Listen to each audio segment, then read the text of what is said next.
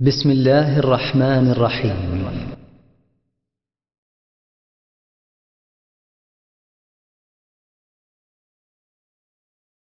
إنك ميت وإنهم ميتون ثم إنكم يوم القيامة عند ربكم تختصمون হে মুহাম্মদ, তোমাকেও মরতে হবে এবং এসব লোককেও মরতে হবে। অবশেষে তোমরা সবাই কিয়ামতের দিন তোমাদের রবের সামনে নিজ নিজ বক্তব্য পেশ করবে। السلام عليكم ورحمة الله وبركاته. إن الحمد لله نحمده ونستعينه ونستغفره ونعوذ بالله من شرور أنفسنا ومن سيئات أعمالنا من يهده الله فلا مضل له ومن يضلله فلا هادي له وأشهد أن لا إله إلا الله وحده لا شريك له وأشهد أن محمدا عبده ورسوله صلى الله تعالى عليه وعلى آله وصحبه وسلم تسليما كثيرا. يا أيها الذين آمنوا اتقوا الله حق تقاته ولا تموتن إلا وأنتم مسلمون. يا أيها الناس اتقوا ربكم الذي خلقكم من نفس واحدة وخلق منها زوجها وبث منهما رجالا كثيرا ونساء واتقوا الله الذي تساءلون به والأرحام إن الله كان عليكم رقيبا. يا أيها الذين آمنوا اتقوا الله وقولوا قولا سديدا يصلح لكم أعمالكم ويغفر لكم ذنوبكم ومن يطع الله ورسوله فقد فاز فوزا عظيما. أما بعد فإن خير الحديث كتاب الله وخير الهدي هدي محمد صلى الله عليه وسلم وشر الأمور محدثاتها وكل محدثة بدعة وكل بدعة ضلالة وكل ضلالة في النار. أعوذ بالله من الشيطان الرجيم.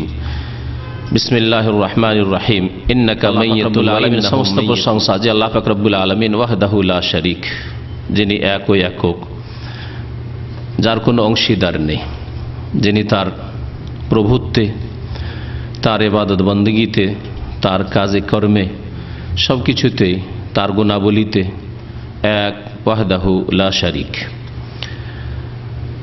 যিনি হাইয়ুন লা ইয়ামুত, আল হাই আল কাইয়ুম, যিনি চিরঞ্জীব, যার কোনো দিন মৃত্যু নেই।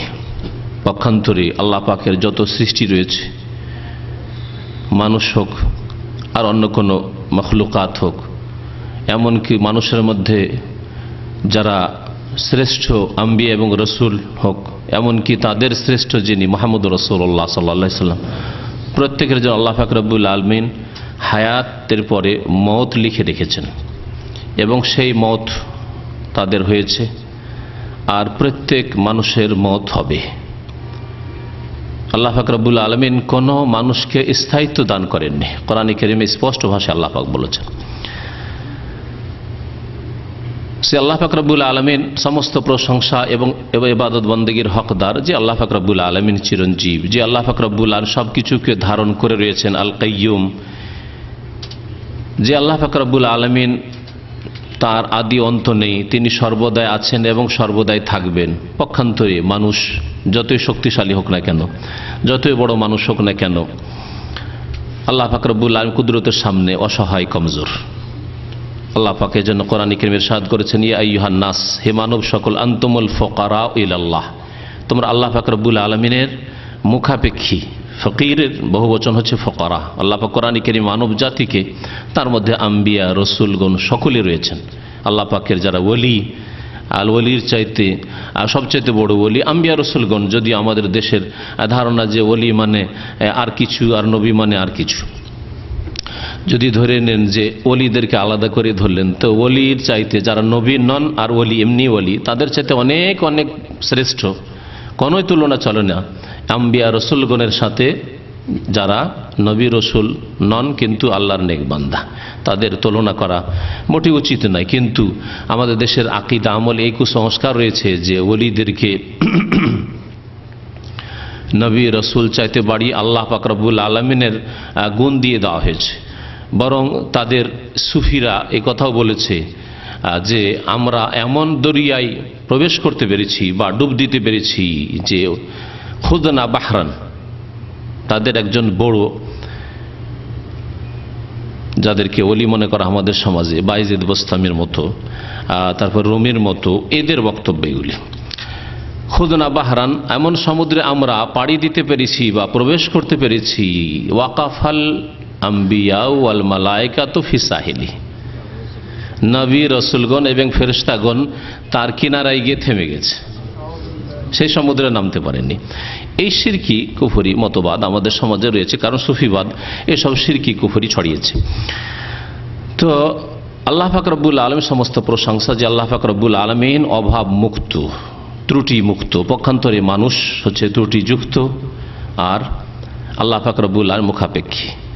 সালাত এবং সালাম নাযিল প্রিয় নবী মুহাম্মদ রাসূলুল্লাহ সাল্লাল্লাহু আলাইহি সাল্লামের প্রতি, যাকে আল্লাহ পাক রব্বুল আলামিন মানব জাতির মধ্যে, বরং সমস্ত সৃষ্টির মধ্যে ফেরেশতাগণের উপরেও আল্লাহ পাক রব শ্রেষ্ঠত্ব দান করে সম্মানিত করেছেন।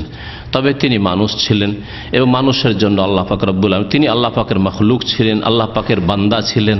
কালেমায়ে শাহাদাত আমরা মুখস্থ করি আর তা পড়ি, এবং তার স্বীকৃতি কেউ না দিলে, তা বিশ্বাস না করলে মুসলিম হয় না, এই আকীদা বিশ্বাস রাখি।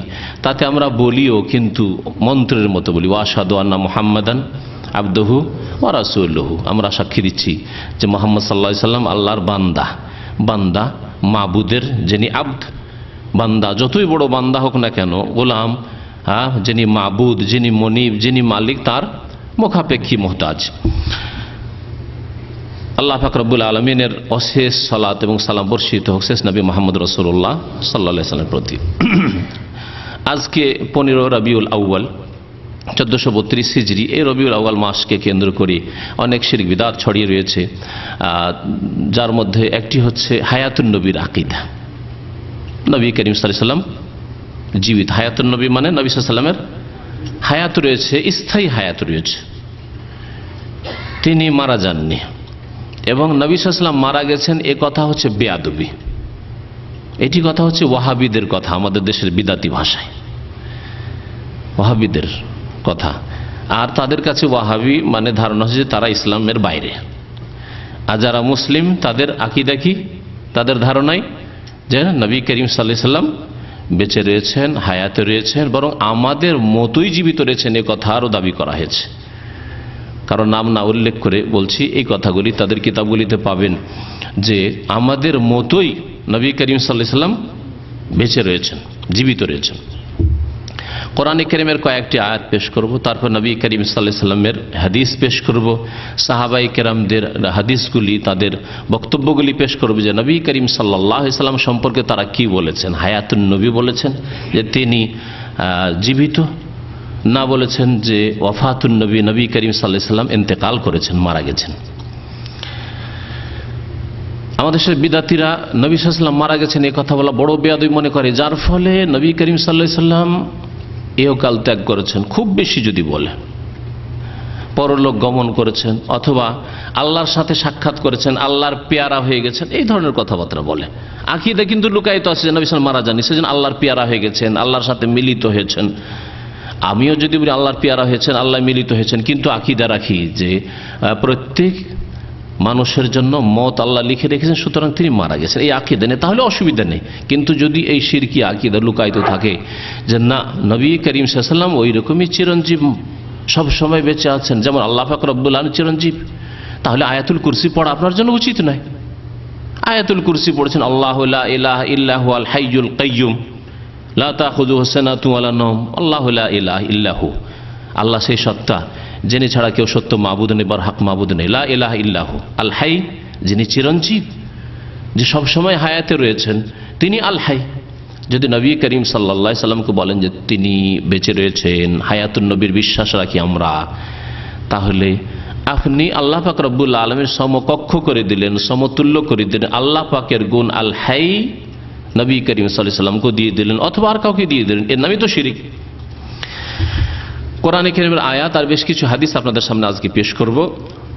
আল্লাহ পাক যেন আমাদেরকে হক কথা বলার তৌফিক দান করেন, হক কথা মেনে নেওয়ার তৌফিক দান করেন, সত্য কথার প্রতি ঈমান নিয়ে আসার, বিশ্বাস করার তৌফিক দান করেন, এবং সত্যের প্রতি অটল হয়ে প্রতিষ্ঠিত হয়ে চলার যেন তৌফিক দান করেন। সত্যকে গ্রহণ করা আল্লাহ পাক যেন তৌফিক দান করেন, যেখান থেকে আসুক না কেন। তারপরে কোরআন এবং হাদিস থেকে যদি সত্য আসে তাহলে প্রত্যেক মানুষের জন্য তা গ্রহণ করা ফরজ। কোরআন এবং হাদিস থেকে যদি স্পষ্ট করে দেওয়া হয় সত্যকে, তাহলে সত্য গ্রহণ করা প্রত্যেক মুসলিমের জন্য নয়, প্রত্যেক মানুষের জন্য ফরজ। আর কানে সত্যের আওয়াজ, সত্যের ডাক পৌঁছার পরে কেউ যদি অস্বীকার করে তাহলে তার পরিণাম খুব খারাপ হবে। আল্লাহ পাকের হুজ্জত তার উপর কায়েম হয়ে যাবে। আল্লাহর সামনে কাল কিয়ামতে কোনো অজুহাত পেশ করতে পারবে না, ওজর পেশ করতে পারবে না যে মা জাআনা মিন বাশিরিন ওয়ালা নাজির, আল্লাহ আমার কাছে কেউ জানাবার জন্য আসেনি, না কেউ বলার জন্য এসেছিল সুসংবাদ দেওয়ার জন্য, না কেউ সতর্ক করার জন্য এসেছিল। আমি যে আকীদায় ছিলাম সেই আকীদা ভুল, এটা আমার জানার কোনো সুযোগ হয়নি, এ কথা বলার সুযোগ হবে না। তার মানে এই নয় যে জানবেন না। হ্যাঁ, এই জন্য আরবিতে প্রবাদ আছে যে ফাইন কুনতা তাদরি ফাতিলকা মুসিবতুন, যদি জানো আর তারপরে আমল না করো, বিশ্বাস না করো, এটি একটি মুসিবত। জানলেন আপনি আর আমল করলেন না, বিশ্বাস করলেন, ফাতিলকা মুসিবত, এটি মুসিবত। ওয়াইন কুনতা লা তাদরি, আর যদি না জানেন, আমি জানবো না, বিশ্বাসও করবো না, যা আছে যে অবস্থায় আছি থাক। হ্যাঁ, মায়ের পেট থেকে যেভাবে জন্মেছি ওইভাবেই থেকে যাব। দিনের ক্ষেত্রে শুধু এটা থাকে, দুনিয়ার ক্ষেত্রে কেউ মায়ের পেট থেকে যেভাবে জন্মেছে ওই রকম জাহেলজ্ঞ হয়ে থাকে না, না থাকে। দুনিয়ার ক্ষেত্রে সবকিছুই শেখে, কিন্তু দিনের ক্ষেত্রে এক শ্রেণীর লোকেরা বেশি জানতে চায় না। আরে বেশি জানলে ঝামেলা আছে, বেশি আমল করতে হবে। তাদের সম্পর্কে আমি বলছি যে ওয়াইন কুনতা লা তাদরি, যদি না শেখেন, আপনি না জানেন, ফাল মুসিবাতু আযামু, তাহলে আরো বড় মুসিবত, ডবল মুসিবত। অজ্ঞ জাহেল আর বেআমল, আমলও করলেন না আর এলেমও শিখলেন না, দুই ফরজ ত্যাগ করলেন। আর যদি এলেম শিখেন, এক ফরজ তো আদায় হলো, কিন্তু আমল করলেন না আপনি, তাহলে আরেক ফরজ ত্যাগ করলেন, আমল করার, বিশ্বাস করার, ইমানে যা জেনেছেন সত্য, আর সে কথার প্রতি বিশ্বাস করা, সে কথার প্রতি আমল করা আপনি ত্যাগ করলেন, এক ফরজ ত্যাগ করলেন। ইহুদি খ্রিস্টান চরিত্র জানেন কি? যাদেরকে আল্লাহ মাগদুব আলাইহিম বলেছেন আর দল্লিন বলেছেন। দল্লিন কারাকে বলেছেন? যারা জানলো না আর আমল করলো না, দল্লিন পথভ্রষ্ট বলেছেন। আর যারা জানলো তারপর অস্বীকার করলো, তাদেরকে আল্লাহ গজব প্রাপ্ত, আল্লাহর অভিশাপ তাদের উপর হয়েছে, মাগদুব আলাইহিম বলেছেন। দুটো হচ্ছে গোমরা রাস্তা, ডান দিকে বাম দিকে। আর আনামতা আলাইহিম বলেছেন যারা জানলো, জানার চেষ্টাও করলো, সত্যকে সন্ধান করলো এবং সত্যের প্রতি আমল করলো, বিশ্বাস করলো। তাহলে কোন দলে আপনাকে শামিল হইতে হবে, আমাকে শামিল হইতে হবে? সূরা ফাতিহার তাফসীর নিজের উপর বাস্তবায়ন করবেন, শুধু মন্ত্রের মতো পড়বেন না। ইহদিনাস সিরাতাল মুস্তাকিম সিরাতাল লাযিনা আনআমতা আলাইহিম, আল্লাহ তাদের পথ দেখাও যাদেরকে তুমি পুরস্কৃত করেছো, যাদেরকে তুমি এনাম করেছো, তোমার নিয়ামত তাদের উপর হয়েছে। সেই দল হচ্ছে যারা জানে এবং বিশ্বাস করে, আমল করে। আর যারা জেনে বিশ্বাস করে না, আমল করে না, ইহুদি চরিত্র, মাগদুব আলাইহিম, গোমরা পথভ্রষ্ট এক দল, আল্লাহর গজব তাদের উপর। আর যারা জানারও চেষ্টা করলো না, জাহেল মূর্খ থাকলে বেশি লাভ, জানারও চেষ্টা করলো না আর আমলও করলো না, বিশ্বাসও করলো না, তারা হচ্ছে দলিন পথভ্রষ্ট। আল্লাহ পাক আমাদের জন্য হেফাজত করেন। শুরু করি আল্লাহ পাক রব্বুল আলামিনের একটি আয়াত দিয়ে, যে আয়াতটি তেলাওয়াত করেছি শুরুতে খুতবার সাথে সাথে। আল্লাহ পাক সূরা জুমার আয়াত নম্বর 30 এ ইরশাদ করছেন, ইন্নাকা মাইয়িতুন ওয়া ইন্নাহু মাইয়িতুন, হে নবী মুহাম্মদ সাল্লাল্লাহু আলাইহি ওয়াসাল্লাম, ইন্নাকা নিশ্চয়ই আপনি কি, মাইয়িত, মাইয়িত মানে কি? মৃত না জীবিত? হাই হয় না একেবারে বিপরীত? একেবারে বিপরীত। আল্লাহ কোরআনে স্পষ্ট ভাষায় বলছেন, এরপরেও কি ইখতিলাফ থাকা আর সম্ভাবনা আছে? যদি অন্তর বাঁকা না থাকে আর কোরআনকে অস্বীকার করার মন মানসিকতা না থাকে, কোরআনের প্রতি ঈমান থাকে, আর যদি আল্লাহর ভয় থাকে, তাহলে এত স্পষ্ট কথার পরেও কি আল্লাহকে বলতে, আল্লাহ আমি বুঝতে পারিনি, বুঝতে ভুল হয়ে গেছিল, আমার ভ্রম হয়ে গেছিল, এরকম কখনো বলার সুযোগ নেই। ইন্নাকা, তাকিদের সাথে, নিশ্চয়, হে নবী মুহাম্মদ সাল্লাল্লাহু আলাইহি ওয়াসাল্লাম, আপনি, আল্লাহ পাক সম্বোধন করছেন, হে নবী মুহাম্মদ তুমি মাইয়িত, তুমি মৃত, তুমি একদিন মরবে, মাইয়িত হবেই হবে।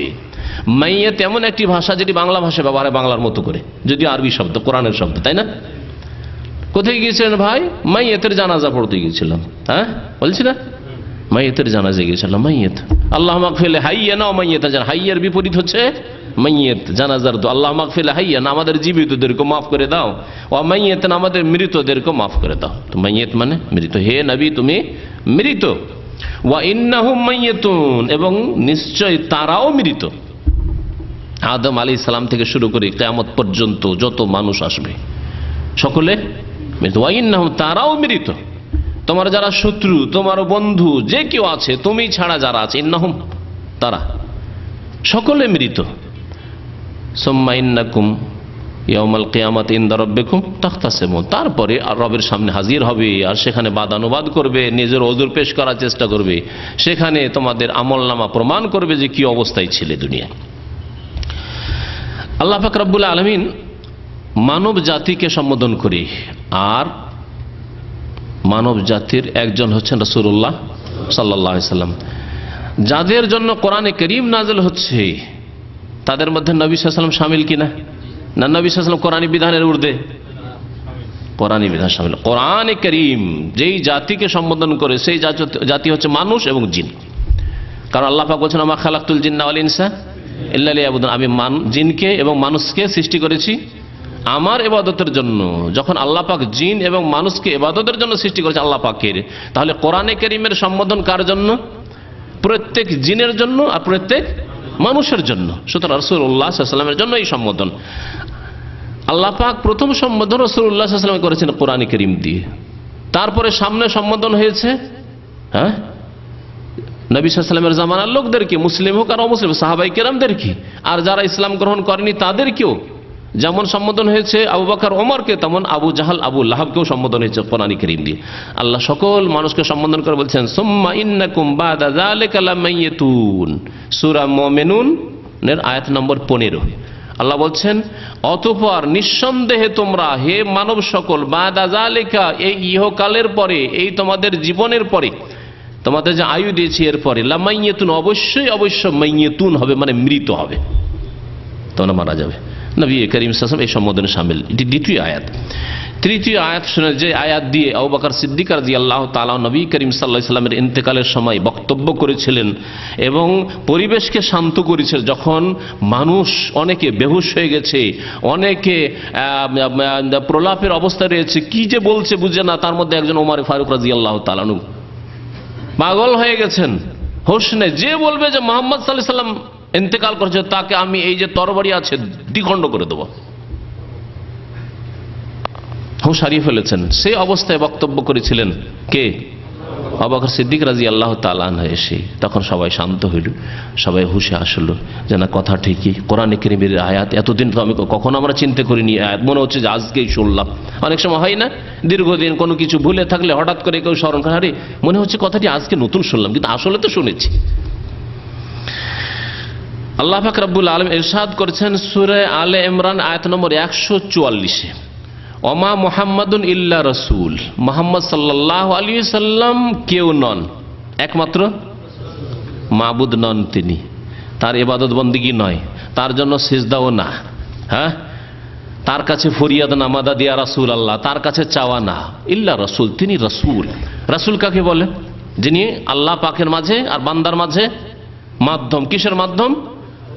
রিসালাত, মানে মেসেজ পৌঁছে দেওয়ার। আজকাল মোবাইলে যে মেসেজগুলি আসে, ইংরেজিতে মেসেজ বলছে, আরবিতে কি বলছে? রেসালাই। রেসালাত থেকে যে রেসালাত পৌঁছায় তার নাম হচ্ছে রাসূল। এই জন্য প্রাচীন যুগের আরবিতে দূতকে বলা হইতো রাসূল বলা হইতো। এখন দূতের আরেকটা নতুন আরবি শুরু হয়েছে, সাফির, অ্যাম্বাসেডর, দূত, রাষ্ট্রদূত, একে সাফির বলা হচ্ছে। কিন্তু প্রাচীন যুগের আরবি হচ্ছে রাসূল। রাসূল মানে যে দূত, কোন সংবাদ নিয়ে কোনো দেশে যায়, কোনো ব্যক্তির কাছে যায়। তো আল্লাহ পাক রব্বুল বলছেন যে মুহাম্মদ সাল্লাল্লাহু আলাইহি সাল্লাম কিছু নন, একমাত্র তিনি কি? রাসূল। আর এই সাক্ষী তো আমরা দিচ্ছি, ওয়াশহাদু আন্না মুহাম্মাদান আবদুহু রাসূলুহু, বান্দা এবং রাসূল। রাসূল আল্লাহর দিন পৌঁছে দেওয়ার জন্য মাধ্যম আল্লাহর পক্ষ থেকে। আমরা জানতেই পারতাম না আল্লাহর দিন কেমন, আল্লাহর দিনের নামাজ কেমন, সিয়াম কেমন, যাকাত কেমন, হজ কেমন, পর্দা কেমন, ব্যক্তি জীবন কেমন, হারাম কি আর হালাল কি, কিছু জানতে পারতাম না যদি এই রাসূল আল্লাহ পাক না পাঠাতেন। তিনি রাসূল। আর আব্দ, আল্লাহ পাক যে বলেছেন তাকে আল্লাহর বান্দা, এই জন্য যে আল্লাহ পাকের বান্দা, তার মানে তিনি আল্লাহ পাকের মুহতাজ মুখাপেক্ষী। বান্দা সবসময় মালিকের মুখাপেক্ষী হয়। আপনি চাকরি করছেন যার মুখাপেক্ষী, তার বেতনের মুখাপেক্ষী, আর তার অনেক কিছুর মুখাপেক্ষী। সে আপনাকে টিকিট দেবে, দেশে পাঠাবে ইত্যাদি, আপনার ছুটি লাগাবে। দেখেন কত মুখাপেক্ষী আপনি। এটা যদি মানুষের মুখাপেক্ষি আমরা এইভাবে মুখাপেক্ষি হই, তাহলে মানুষ হয়ে স্রষ্টা যিনি খালেক, সৃষ্টিকর্তা যিনি মাবুদ, তার কত মুখাপেক্ষি আমরা। কাদ খালাত মিন কাবলিহির রসুল, আর মনে রাখবে যে তার পূর্বে অনেক রসুল চলে গেছেন। খালা এখলো মানে অতিবাহিত হয়ে যাওয়া, চলে যাওয়া। তার পূর্বে রসুল, অনেক রসুল গিয়েছেন। ইব্রাহিম আলাইহিস সালাম, নূহ আলাইহিস সালাম, এইভাবে মুসা, ঈসা, আরো বহু রসুল, অনেক রসুল, হয়তো নবী রসুল গেছেন, তাদের নামই আল্লাহ পাক উল্লেখ করেন। যেমন কোরআনে আল্লাহ বলেছেন লাম নাকসুসুম আলাইক, তাদের ঘটনাই বর্ণনা করি না, আমি জানি না। আমরা 25 জন নবী রসুলের কথা একমাত্র আমরা জানি, কোরআনে কিনা আল্লাহ পাক তাদের কথা বর্ণনা করেছেন। আফাইম মাতা, আল্লাহ পাক বলছেন সুতরাং তিনি যদি কি, মাতা মানে কি, মাতা ইয়ামুতু, যারা প্রাথমিক পর্যায়ে মাদ্রাসায় পড়েছে, মিজান, মনুসায়, পাঞ্জেগাঞ্জ, নামের সামান্য গ্রামার যারা পড়েছে, তারা জানে মাতা ইয়ামুতু মানে কি। মাজির সেগা পাস্ট টেন্স, অতীতকাল। মাতা মানে মরে গেছে, আর ইয়ামুতু মরতেছে অথবা মরবে। হ্যাঁ, মরছে অথবা মরবে, এ হচ্ছে ইয়ামুতু। আফাই মাতা, তিনি যদি মারা যান, সহজ ভাষা আল্লাহ মাতা বলেছেন। তো মদ শব্দ আল্লাহ রাসূল সাল্লাল্লাহু আলাইহি ওয়াসাল্লাম সম্পর্কে আল্লাহ পাক বললেন না? তাহলে মদ শব্দ নবী সাল্লাল্লাহু আলাইহি ওয়াসাল্লাম সম্পর্কে বলা যে বেয়াদবি, তো আল্লাহ পাক বেয়াদবি করেছেন নাকি? আউযু বিল্লাহ। তারপরে সাহাবায়ে কেরামদের কথা আসছে, জিবরাইল আলাইহিস সালামের কথা আসছে, তারা বেয়াদবি করেছেন নাকি? কেউ যদি মদ বলে, আমাদের সমাজে তো ওয়াহাবি বলে, তাহলে বোঝা যাচ্ছে যে ওয়াহাবিরা আল্লাহ পাকের কথাই বলে। যাদেরকে ওয়াহাবি বলছেন আপনার ধারণায়, তারাই আল্লাহ পাকের কথা বলে, তারাই রাসূলুল্লাহ সাল্লাল্লাহু আলাইহি ওয়াসাল্লামের কথা বলে, তারাই জিবরাইল আলাইহিস সালামের কথা বলে, তারাই সাহাবায়ে কেরামদের কথা বলে। চিন্তা করে দেখুন আপনি। আল্লাহ বলছেন আফাইম মাতা, তিনি যদি মারা যান, আও কুতিলা, অথবা নিহত হন, তাকে হত্যা করা হয়, তাহলে দুইয়ের এক অবশ্যই হবে। আল্লাহ পাক দুটো কথা বলেছেন। মুহাম্মদ সাল্লাল্লাহু আলাইহি ওয়াসাল্লাম হয় মারা যাবেন, আর না হয় নিহত হন, মেরে ফেলা হবে। নবী করিম সাল্লাল্লাহু আলাইহি সাল্লামের ইন্তেকালের সময় যে আগের বিষ ছিল, যে ইহুদির বাড়িতে সেই যে দাওয়াত খাওয়ার বিষ দিয়েছিল, আর সেই বিষের প্রতিক্রিয়া শুরু হয়েছিল, তাহলে তাকে মেরে ফেলা হয়েছে। এবং ইসলামের সবচেয়ে বড় শত্রু যারা, তারা মেরে ফেলেছে রাসূলুল্লাহ সাল্লাল্লাহু আলাইহি সাল্লামকে। কখনো তাদেরকে কোনো মুসলিম বন্ধু হিসাবে গ্রহণ করতে পারে না। যারা রাসূলুল্লাহ সাল্লাল্লাহু আলাইহি সাল্লামের শত্রু, যারা আল্লাহ পাকের শত্রু, বলতে পারে যে ইন্নাল্লাহ ফাকিরুন ওয়া নাহনু আগনিয়া। কোরআন আমাদের কাছে থাকার পরেও যদি, কোরআন সতর্ক করার পরেও যদি আমরা শত্রু না চিনি, তাহলে আমাদের মতো নির্বোধ কেউ আছে? অনুভূতিহীন মানুষ। আল্লাহ পাক বলছেন যে তিনি যদি মারা যান, মাতা আও কুতিলা, অথবা নিহত হন, ইনকালাবতুম আলা আকাবিকুম, তোমরা কি তোমাদের পৃষ্ঠ দেশ দেখিয়ে ফিরে যাবে, উল্টো দিকে ফিরে যাবে, না দিনের দিকে মুখ করে থাকবে, আল্লাহমুখী হয়ে থাকবে? আল্লাহ পাক নবী সাল্লাল্লাহু আলাইহি ওয়াসাল্লামকে দিয়ে তোমাদেরকে আল্লাহকে চিনিয়ে দিলেন, আল্লাহকে জানিয়ে দিলেন, আল্লাহর দিন জানিয়ে দিলেন। তিনি যদি ইন্তেকাল করেন অথবা তাকে মেরে দেওয়া হয়, দুটোর একটা হবে। ইনকালাবতুম আলা আকাব, তারপরে কি তোমরা ইসলাম থেকে বিমুখ হয়ে যাবে, ফিরে যাবে? না, কখনো ফিরবো না, তাই না? ওয়ামাইয়ানকালিব আলা আকিবাই, কেউ যদি উল্টো দিকে ফিরে যায়, ইসলামে আসার পরে মুরতাদ হয়ে যায়, ফালাই ইয়াদুর আল্লাহ শাইআ, তাহলে আল্লাহ পাকের কোনো ক্ষতি করতে পারবে না, আল্লাহর কোনো ক্ষতি করতে পারবে না, আল্লাহর দিনের কোনো ক্ষতি হবে না, আল্লাহ পাকের কুদরতের কোনো ক্ষতি হবে না, আল্লাহ পাকের সৃষ্টি আসমান জমিনের কোনো ক্ষতি করতে পারবে না, বরং নিজের ক্ষতি করবে, নিজের ক্ষতি করবে, নিজের ইহকাল পরকাল ধ্বংস করবে। ওয়াসায়াজিল্লাহু শাকিরিন, আর যারা শুকরগুজার বান্দা, আল্লাহর কৃতজ্ঞ, যারা আল্লাহর প্রতি ঈমান নিয়ে আসবে, আল্লাহর দ্বীনের উপর অটল থাকবে। নবী করিম সাল্লাল্লাহু আলাইহি ওয়াসাল্লাম রাস্তা দেখিয়ে দিয়েছেন, সে সাহাবায়ে কেরামরা যারা সরাসরি নিয়েছেন সেইভাবে হোক না কেন, অথবা আমরা কোরআন এবং হাদিসের মাধ্যমে আমরা রাস্তা পেয়ে গেছি যা নবী করিম সাল্লাল্লাহু আলাইহি ওয়াসাল্লাম ছেড়ে গেছেন আমাদের মাঝে, আমরা কখনো ফিরবো না ইনশাআল্লাহ তাআলা। আল্লাহ পাক যেন অটল থাকার তৌফিক দান করেন, তাহলে শাকিরিন হইতে পারে, শুকরগুজার হইতে পারে। শুকর মানে শুধু মুখে শুধু খেয়ে দিয়ে আলহামদুলিল্লাহ পড়া নয়, নামাজ পড়ে না শুধু আলহামদুলিল্লাহ, এর মানে শুকরগুজার না। শাকিরিন আল্লাহ কাকে বলে? যারা দিনের উপর অটল থাকলো, ফিরলো না দিন থেকে। আল্লাহ তাদেরকে উত্তম প্রতিদান শীঘ্রই দান করবেন। আল্লাহ পাক বলছেন ওয়াসাইজিল্লাহু শাকিরিন, সূরা আলে ইমরান। আরেকটি আয়াত শুনেন, নবী সাল্লাল্লাহু আলাইহি ওয়াসাল্লামের হায়াত না মওত রয়েছে, হায়াতুন নবী না ওয়াফাতুন নবী শুনেন। আল্লাহ পাক বলছেন সূরা আম্বিয়ার আয়াত নম্বর 34-35, মহান আল্লাহ ইরশাদ করেছেন ওমা জাআলনা লিবাশারিন মিন ক্বাবলিকাল খুলদ আফাইম মিত্তা ফাহুমুল খালিদুন কুল্লু নাফসিন যায়িকাতুল মউত।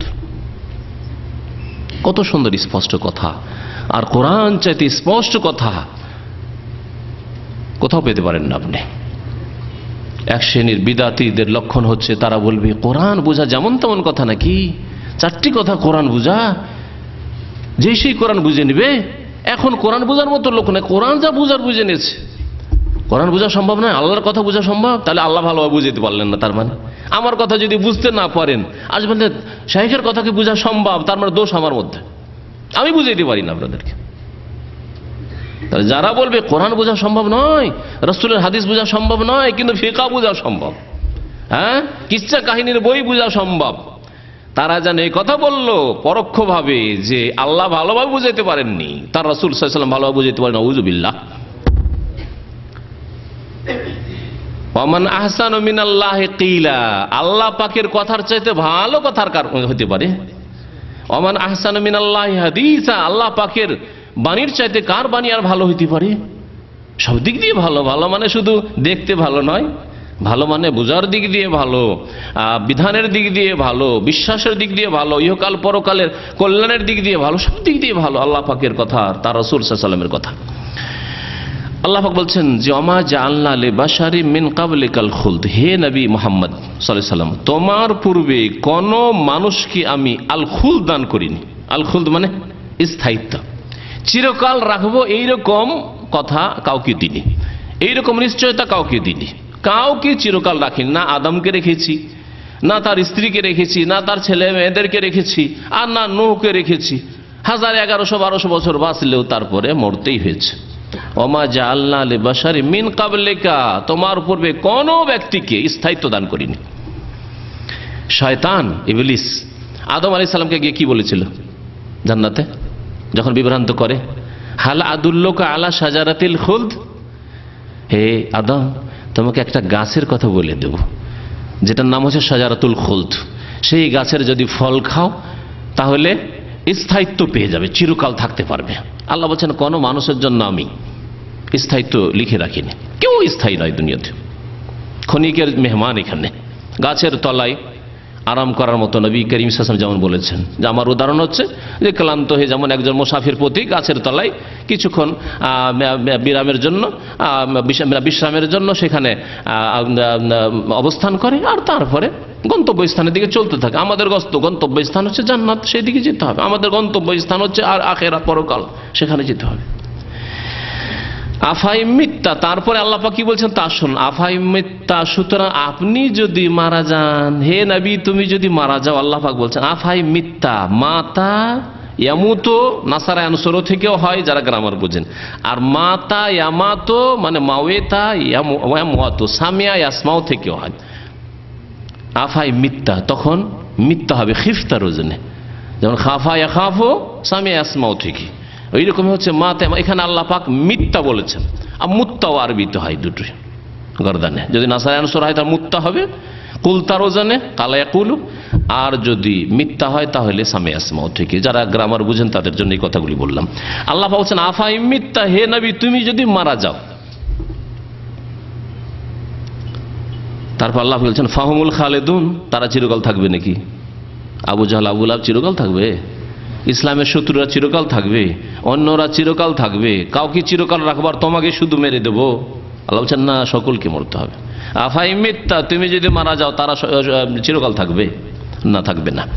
আল্লাহ পাক মিথ্যা বললেন না, তার নবী করিম মৌত থেকে হচ্ছে মিথ্যার মাদ্দা ধাতু হচ্ছে মিম ওয়াও তা, মৌত, এর থেকে মিথ্যা। তুমি যদি মারা যাও, তা নবী করিম সাল্লাল্লাহু আলাইহি সাল্লাম মারা গেছেন, আল্লাহ পাক ভবিষ্যৎবাণী করেছেন তুমি মারা যাবে। তারাও চিরকাল থাকেনি, তুমি চিরকাল থাকবে না। তারপরের আয়াতে আল্লাহ পাক বলছেন সূরা আম্বিয়ার 34 নম্বর আয়াতে বলছেন কুল্লু নাফসিন যায়কাতুল মউত, প্রত্যেক ব্যক্তিকে মওতের আস্বাদন গ্রহণ করতেই হবে। কুল্লু নাফসিন, প্রত্যেক ব্যক্তি যার মধ্যে আত্মা রয়েছে, রূহ রয়েছে, তাকে মওতের স্বাদ নিতেই হবে, আর তার মধ্যে তুমিও রয়েছে। ওয়া নাবলুকুম বিশ-শাররি ওয়াল খাইরি ফিতনাহ ওয়া ইলাইনা তুরজাউন। তারপরে ভালো মন্দ দিয়ে তোমাদের পরীক্ষা করব, ওয়া ইলাইনা তুরজাউন, আর আমার কাছেই ফিরে আসতে হবে তোমাদের, আল্লাহ পাক বলছেন। তারপরে আরো কয়েকটি আয়াত রয়েছে যেগুলিতে ব্যাপক কয়েক জায়গায় আল্লাহ পাক বলছেন কুল্লু নাফসিন যায়কাতুল মাউত ওয়া ইন্নামা তুওয়াফাউনা উজুরাকুম ইয়াওমাল কিয়ামা ফামান যুহজিহা আনিন নারি ওয়া উদখিলাল জান্নাতা ফাকাদ ফাজ ওয়া মাল হায়াতুদ দুনিয়া ইল্লা মাতাউল গুরুর। কুল্লু নাফসিন যায়কাতুল মাউত সুম্মা ইলাইনা তুরজাউন, সূরা আনকাবুতে আল্লাহ পাক বলছেন, সূরা আলে ইমরানে বলেছেন, আর সূরা আম্বিয়ার 35 নম্বর আয়াতেও কুল্লু নাফসিন যায়কাতুল মাউত। আল্লাহ পাক কুল্লু নাফসিন যায়কাতুল মাউত এই আয়াতটি 3 সূরায় 3 জায়গায় আল্লাহ পাক নাযিল করেছেন। তাহলে প্রত্যেক ব্যক্তির মত হবে, আম্বিয়া রাসূলগণ তাতে থেকে ব্যতিক্রম নন। তাহলে এই আয়াতগুলির আলোকে সাহাবায়ে কেরামরা যে ঈমান রেখেছে সেই ঈমান আমাদের রাখা ফরজ কিনা? আর যদি এর ব্যতিক্রম কেউ করে তাহলে তার ঈমানে, আকীদায়, মৌলিক বিশ্বাসে ভেজাল রয়েছে। আল্লাহ পাক সূরা নিসার আয়াত নম্বর 115 তে ইরশাদ করছেন, ওয়া মান ইউশাকিকির রাসূলা মিন বাদি মা তাবায়্যানা লাহুল হুদা, যেই ব্যক্তি রাসূলুল্লাহ সাল্লাল্লাহু আলাইহি ওয়াসাল্লামের বিরুদ্ধাচরণ করবে, নাফরমানি করবে, মিন বাদি মা তাবায়্যানা লাহুল হুদা, হিদায়াত স্পষ্ট হওয়ার পরে। আল কোরআন হিদায়াত নয়, আল্লাহ পাক কত জায়গায় কোরআনে কারীমকে হিদায়াত বলেছেন। সূরা বাকারার শুরুতে হুদাল লিল মুত্তাকিন, আল্লাহ পাক কথা বলেছেন হুদাল লিন-নাস ওয়া বায়্যিনাতিন মিনাল হুদা। আল্লাহ সূরা সিয়াম রোজার ক্ষেত্রে বহু জায়গায় আল্লাহ পাক হুদান বলেছেন, হুদাম ওয়া বুশরা লিল মুহসিনিন, সৎকর্মশীলদের জন্য এতে হিদায়াতও রয়েছে, দিক নির্দেশনা রয়েছে, আর এতে সুসংবাদ রয়েছে। কোরআনে কারীমকে আল্লাহ পাক তাহলে হিদায়াত দানকারী বলেছেন। আল্লাহ পাক বলছেন হিদায়াত স্পষ্ট হওয়ার পরে, কোরআনের এই আয়াতগুলি নবী করিম সাল্লাল্লাহু আলাইহি ওয়াসাল্লামের হায়াত মওত সম্পর্কে স্পষ্ট হওয়ার পরে কেউ যদি বিরুদ্ধাচরণ করে, ওয়ায়াত্তাবি গায়রা সাবিলিল মুমিনিন, আর মুমিনদের রাস্তা ছেড়ে অন্য রাস্তার অনুসরণ করে। প্রথম মুমিন কারা? সাহাবায়ে কেরামগণ। প্রথম মুমিন রাসূলুল্লাহ সাল্লাল্লাহু আলাইহি ওয়াসাল্লাম, ওয়া আনা আউয়ালুল মুসলিমিন। এই জন্য কোরআনে কেমন আছে না, আউয়ালুল মুসলিমিন রাসূলুল্লাহ সাল্লাল্লাহু আলাইহি ওয়াসাল্লাম এই উম্মতের। আর ইব্রাহিম আলাইহিস সালামের যেমন ইব্রাহিম আলাইহিস সালাম আউয়ালুল মুসলিমিন, প্রথম মুসলিম রাসূলুল্লাহ সাল্লাল্লাহু আলাইহি ওয়াসাল্লাম, আর তারপরে সাহাবায়ে কেরামগণ। তাহলে আল্লাহ পাক কোরআনে কারীমে যাদেরকে মুসলিমিন বলেছেন, প্রথম সারির মুসলিম হচ্ছেন সাহাবায়ে কেরাম, মুহাজিরিন, আনসার রাদিয়াল্লাহু তাআলা আনহুম আজমাইন। আল্লাহ পাক বলছেন যারা মুমিনদের রাস্তা ছেড়ে অন্য রাস্তার অনুসরণ করবে, ওয়ায়াত্তাবি গায়রা সাবিলিল মুমিনিন, তাহলে মুমিনদের একটি রাস্তা আছে, ওই রাস্তার উপর চলতে হবে। আর আদর্শ মুমিন যারা উসওয়া হাসানা, উত্তম আদর্শ, তারা সাহাবায়ে কেরামের দল। নুআল্লিহি মা তাওয়াল্লা, আল্লাহ বলছেন যে তারা যেদিকে ফিরবে সেদিকে ফিরিয়ে দেব। নবীর রাস্তা ছেড়ে দিয়ে, নবী সাল্লাল্লাহু আলাইহি ওয়াসাল্লামের বিরুদ্ধাচরণ করে, মুমিন সাহাবায়ে কেরামদের রাস্তা ছেড়ে দিয়ে, খোলাফায়ে রাশিদিনের রাস্তা ছেড়ে অন্য রাস্তা যদি অনুসরণ করে, তাহলে যেদিকে ফিরবে সেদিকে ফিরিয়ে দেব। ওয়া নুসলিহি জাহান্নাম, তারপরে জাহান্নামে তাদেরকে দাখিল করব। ওয়া সাআত মাসিরা, জাহান্নাম বড়ই জঘন্য স্থান, খারাপ প্রত্যাবর্তন স্থল। আল্লাহ পাক রব্বুল আলামিন জুমা মসজিদ ওই আয়াতটি বলেছিলাম, আমাদেরকে ঈমান নিয়ে আসতে বলেছেন। কার মতো ঈমান? সাহাবায়ে কেরামদের মতো ঈমান। ফাইন আমানু বিমিসলি মা আমানতুম বিহি ফাকাদ ইহতাদাউ, সূরা বাকারা আয়াত নম্বর 137। মহান আল্লাহ বলছেন ফাইন আমানু, তারা যদি ঈমান নিয়ে আসে, বিমিসলি মা আমানতুম বিহি, যেইভাবে তোমরা ঈমান নিয়ে এসেছো। কাকে আল্লাহ সম্বন্ধে তোমরা বলছেন? সাহাবায়ে কেরামদের সম্বন্ধে বলছেন যে দেখো তোমাদের সামনে কোরআন নাযিল হচ্ছে, তোমরা যেভাবে ঈমান নিয়ে এসেছো, ফাইন আমানু, তারা যদি সেভাবে ঈমান নিয়ে আসে, তাবেঈনরা, তাবেঈনরা, তারপরের লোকেরা কিয়ামত পর্যন্ত জিন ইনসান যদি সেইভাবে ঈমান নিয়ে আসে, তাহলে আকীদা, ঈমান, আমল ওই রকমই হইতে হবে যেইভাবে ছিল নবী করিম সাল্লাল্লাহু আলাইহি সাল্লামের জামানায়, সাহাবায়ে কেরামের জামানায়। এই জন্য কোনো এক ইংরেজ যারা ভারত দখল করেছিল, তারা ওয়াহাবিদের সংজ্ঞায় লিখেছে, মানে যারা তাদের শত্রু ছিল ইংরেজদের, ওয়াহাবি নামটা ইংরেজরা দিয়েছে, ইসলামের শত্রু যারা বাইরের ইংরেজরা দিয়েছে, আর কবর মাজারপন্থী বিদাতিরা ঘরের শত্রুরা দিয়েছে। ভারতে যারা স্বাধীনতা আন্দোলন করছিল, তখনকার ভারত মানে অখণ্ড ভারত, কিন্তু বর্তমান পাকিস্তান, বাংলাদেশ সব মিলে, তারা লিখেছে ওয়াহাবিদের সংজ্ঞায় যে ওয়াহাবিদের মুখ্য উদ্দেশ্য হচ্ছে, আন্দোলন হচ্ছে যে তারা এই বর্তমান ইসলামকে 1400 বছর আগে যে ইসলাম ছিল নবী সাল্লাল্লাহু আলাইহি ওয়াসাল্লামের জামানায় আর সাহাবায়ে কেরামদের জামানায়, সেই ইসলামের দিকে ফিরিয়ে নিয়ে যেতে চায়। হক কথা বেরিয়েছে না? কথা সত্য না? আর এটাই কি সঠিক ইসলাম নয়? তাহলে তো এটাই তো আমাদের দাওয়াত। আমি খুব সংক্ষেপে বলি যে আমাদের দাওয়াত হচ্ছে 14 বছর আগে যে ইসলাম ছিল সেদিকে ফিরিয়ে নেওয়া যায়। এর চাইতে সংক্ষেপে আর বলা যাবে না যে আমাদের লক্ষ্য উদ্দেশ্য কি, আমাদের দাওয়াত কি, সহজ ভাষায়। আপনি এখন খুঁজেন যে কোন ইসলাম তখন আবু বকরের জামানায় ছিল, উমরের জামানায় ছিল, উসমানের জামানায় ছিল, আলীর জামানায় রাদিয়াল্লাহু তাআলা তাদের জামানায় ছিল, আর তার আগে রাসূলুল্লাহ সাল্লাল্লাহু আলাইহি ওয়াসাল্লামের আমলে ছিল। সেই ইসলামের দিকে আমরা ফিরে যেতে চাই। আর এতে আমাদের দ্বিমত হওয়া উচিত নয়, কারণ এটাই হচ্ছে আসল ইসলাম, এটাই হচ্ছে আসল ইসলাম। তাই আল্লাহ পাক বলছেন ফাইন আমানু বিমিসলি মা আমানতুম বিহি ফাকাদ ইহতাদাউ, তারা যদি তোমাদের মতো ঈমান নিয়ে আসে তাহলে তারা হেদায়েত পেল। ওয়া ইন তাওয়াল্লাউ, আর তারা যদি ফিরে যায় তোমাদের মতো ঈমান না নিয়ে আসে, তার মানে ফিরে গেল। কোরআন বলছে মওতের কথা, আর কেউ যদি হায়াতের কথা বলে, হায়াতুন নবীর কথা বলে, তাহলে তারা ওইভাবে ঈমান নিয়ে আসো যেভাবে সাহাবায়ে কেরামরা ঈমান নিয়ে এসেছে। নবী সাল্লাল্লাহু আলাইহি ওয়াসাল্লামের সাহাবায়ে কেরামগণ যেভাবে হাদিসগুলি আসছে সামনে আমি পেশ করব, যেইভাবে তারা নবী সাল্লাল্লাহু আলাইহি ওয়াসাল্লামের হায়াত মওত সম্পর্কে বলেছে সেইভাবে যদি তারা না বলে, তাহলে ওয়াইন তাওয়াল্লা, তারা ফিরে গেল। ফাইন্নামা হুম ফি শিকাক, আর যদি তারা বিমুখ হয়, ফিরে যায়, তাহলে তারা বিক্ষিপ্ত হয়ে রয়েছে, শিকাক মতবিরোধে রয়েছে, দ্বন্দ্বে পড়ে রয়েছে। শিকাক ফাসায়াকফিকাহুমুল্লাহ, হে নবী আল্লাহ পাক তাদের অনিষ্ট থেকে আপনার জন্য যথেষ্ট হবেন। আপনাকে, আপনার দিনকে, আপনার নিয়ে আসা দিনকে, প্রচার করার দিনকে আল্লাহ পাক হেফাজত করে তাদের অনিষ্ট থেকে। ওয়া হুয়াস সামিউল আলিম, আল্লাহ পাক সর্বশ্রোতা, সবকিছু শোনেন আর সর্বজ্ঞ, সবকিছু তিনি জানেন। বড় হাদিস নবী করিম সাল্লাল্লাহু আলাইহি ওয়াসাল্লামের ইন্তেকাল সম্পর্কে মা আয়েশা রাদিয়াল্লাহু তাআলা আনহা বর্ণনা করেছেন, বুখারী মুসলিম রয়েছে। শোনায় আপনাদেরকে, আয়েশা রাদিয়াল্লাহু তাআলা আনহা বলছেন যে আন্না আবু বকর সিদ্দিক রাদিয়াল্লাহু তাআলা, তার আব্বা আকবালা আলা ফারাসেন, ঘোড়ার উপর চেপে আসলেন, উটের উপর চেপে, দ্রুত একটু আসতে হবে, খবর পেয়েছেন নবী সাল্লাল্লাহু আলাইহি ওয়াসাল্লামের ইন্তেকাল হয়ে গেছে, দ্রুত ঘোড়ার পিঠে চেপে আসছেন। মিন মাসকানিহি বিসুনহ, তার বাড়ি ছিল একটু দূরে, আওয়ালিতে, সুনহ নামক একটি এলাকায়, ওখানে বাড়ি ছিল। হাত্তা নাজাল্লা, তারপরে ঘোড়া থেকে নামলেন। ফাদাখাল মসজিদ, মসজিদে নবীতে প্রবেশ করলেন। ফালাম ইউকাল্লিমিন নাস, কারো সাথে কথা বললেন না। এখানে কয়জন, ওখানে কয়জন, ওখানে শোকে ভেঙ্গে পড়ে, কেউ বেহুশ হয়ে রয়েছে, কেউ কি অবস্থায় রয়েছে, কেউ কি বলছে, এই অবস্থায় রয়েছে। এরপর আমরা ইসলামকে হেফাজত করতে পারবো, আর আমরা কি ইসলামের খেদমত করতে পারবো, নানা রকম কথা যে যেমন বলে, এইরকম অবস্থায় রয়েছে তারা। কারো সাথে কথা বললেন না তিনি। হাত্তা দাখালা আলা আয়েশা, মেয়ের কক্ষে নবী করিম সাল্লাল্লাহু আলাইহি সাল্লামের মোবারক দেহ রয়েছে, সেখানে ঢুকে পড়লেন আবু বকর সিদ্দিক রাদিয়াল্লাহু তাআলা আনহু। ফাতায়াম্মামা রাসূলুল্লাহ সাল্লাল্লাহু আলাইহি ওয়াসাল্লাম, তারপরে উদ্দেশ্য করলেন রাসূলুল্লাহ সাল্লাল্লাহু আলাইহি ওয়াসাল্লাম। তায়াম্মাম উদ্দেশ্য করা, এক তায়াম্মুম হচ্ছে তায়াম্মুম করা, মাটিতে হাত মেরে তায়াম্মুম করা। এই তায়াম্মুমকে তায়াম্মুম এই জন্য বলে, তায়াম্মুমের শাব্দিক অর্থ হচ্ছে উদ্দেশ্য করা। আর এই তায়াম্মুম করাকে আমাদের দেশের আবার বিকৃত ভাষায় তয়ম করা বলে, শুনেছেন না? তয়ম করা নয়, তায়াম্মুম করা, শব্দটা একটু উচ্চারণ করতে কঠিন। তায়াম্মুম মানে হচ্ছে উদ্দেশ্য করা। তো তায়াম্মুমকে তায়াম্মুম কেন বলে? এই জন্য বলে যে এতে মাটির উদ্দেশ্য করা হয়, মাটির উদ্দেশ্য করে, আর তারপরে তা থেকে মাটি নিয়ে হাত আর মুখ মাসা করলেন। এই হচ্ছে শরীয়তি তায়াম্মুম। এখানে শাব্দিক অর্থে তায়াম্মুম শব্দটি হাদিসে ব্যবহার হয়েছে মা আয়েশা রাদিয়াল্লাহু তাআলা আনহার উক্তি। তিনি বলছেন রাসূলুল্লাহ সাল্লাল্লাহু আলাইহি ওয়াসাল্লাম উদ্দেশ্য করলেন তিনি, ওয়া হুয়া মুগাশশান বিসাওবিন হেবরা। সেই সময় রাসূলুল্লাহ সাল্লাল্লাহু আলাইহি ওয়াসাল্লামের মোবারক দেহ হিবরি চাদর দিয়ে, হিবরি কাপড় দিয়ে, হিবরি কাপড় হচ্ছে এমন দেশের কাপড়, আর সেই যুগে এমন দেশে ভালো ভালো কাপড় তৈরি হতো, তখনকার যুগের মতো ভালো দামি কাপড় তৈরি হতো, ভালো কাপড় তৈরি হতো, হিবরি চাদর দিয়ে তাকে ঢাকা ছিল। তাহলে বোঝা গেল যে মাইয়িত ইন্তেকাল হয়ে গেলে কি করতে হবে? চাদর দিয়ে ঢেকে দিতে হবে। ফাকাশাফা আন ওয়াজহি, তার মুখমণ্ডল খুললেন। এখানে আমাদের দেশে কত বিদআত হয় চিন্তা করেন দেখি। মারা গেলে কোরআন, চারিদিকে বসে কোরআন খানি শুরু হয়ে গেল। আমরাও করেছি। আমার নারীর ইন্তেকাল হয়েছে, আমার মা খালা সব জমা হয়েছে, বলছে কেউ তো কোরআন পড়তে পারে না, মাদ্রাসার ছাত্র মাত্র আমি কোরআন পড়তে। আর তাদের মহিলা কয়েকটা গ্রামের জানতো, সারা রাত কোরআন পড়েছে। কিছুক্ষণের জন্য আমি গিয়েছি, তো আমাকে আবার কোরআন পড়তে বলছে।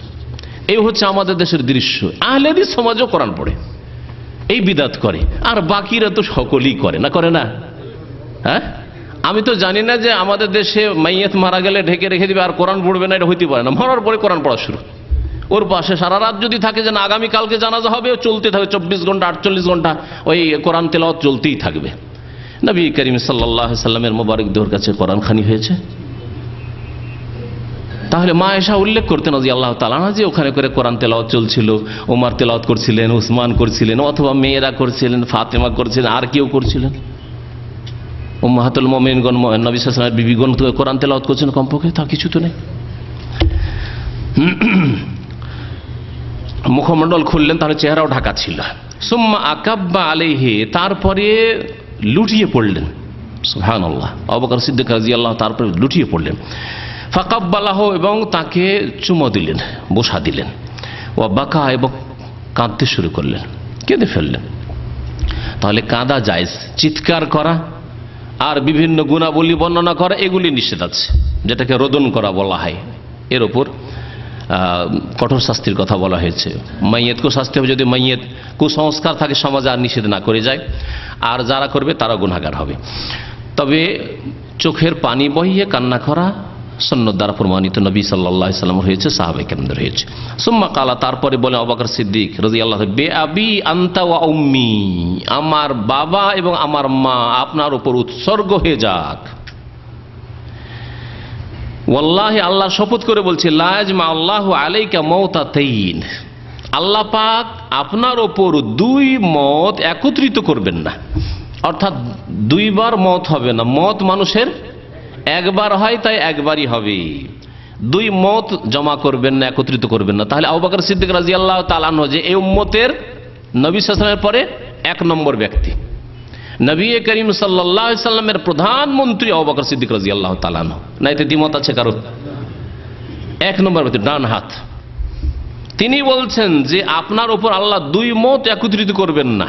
তাহলে নবী সাল্লাল্লাহু আলাইহি ওয়াসাল্লামের মতে বিশ্বাসী আবু বকর কিনা? মতে বিশ্বাসী।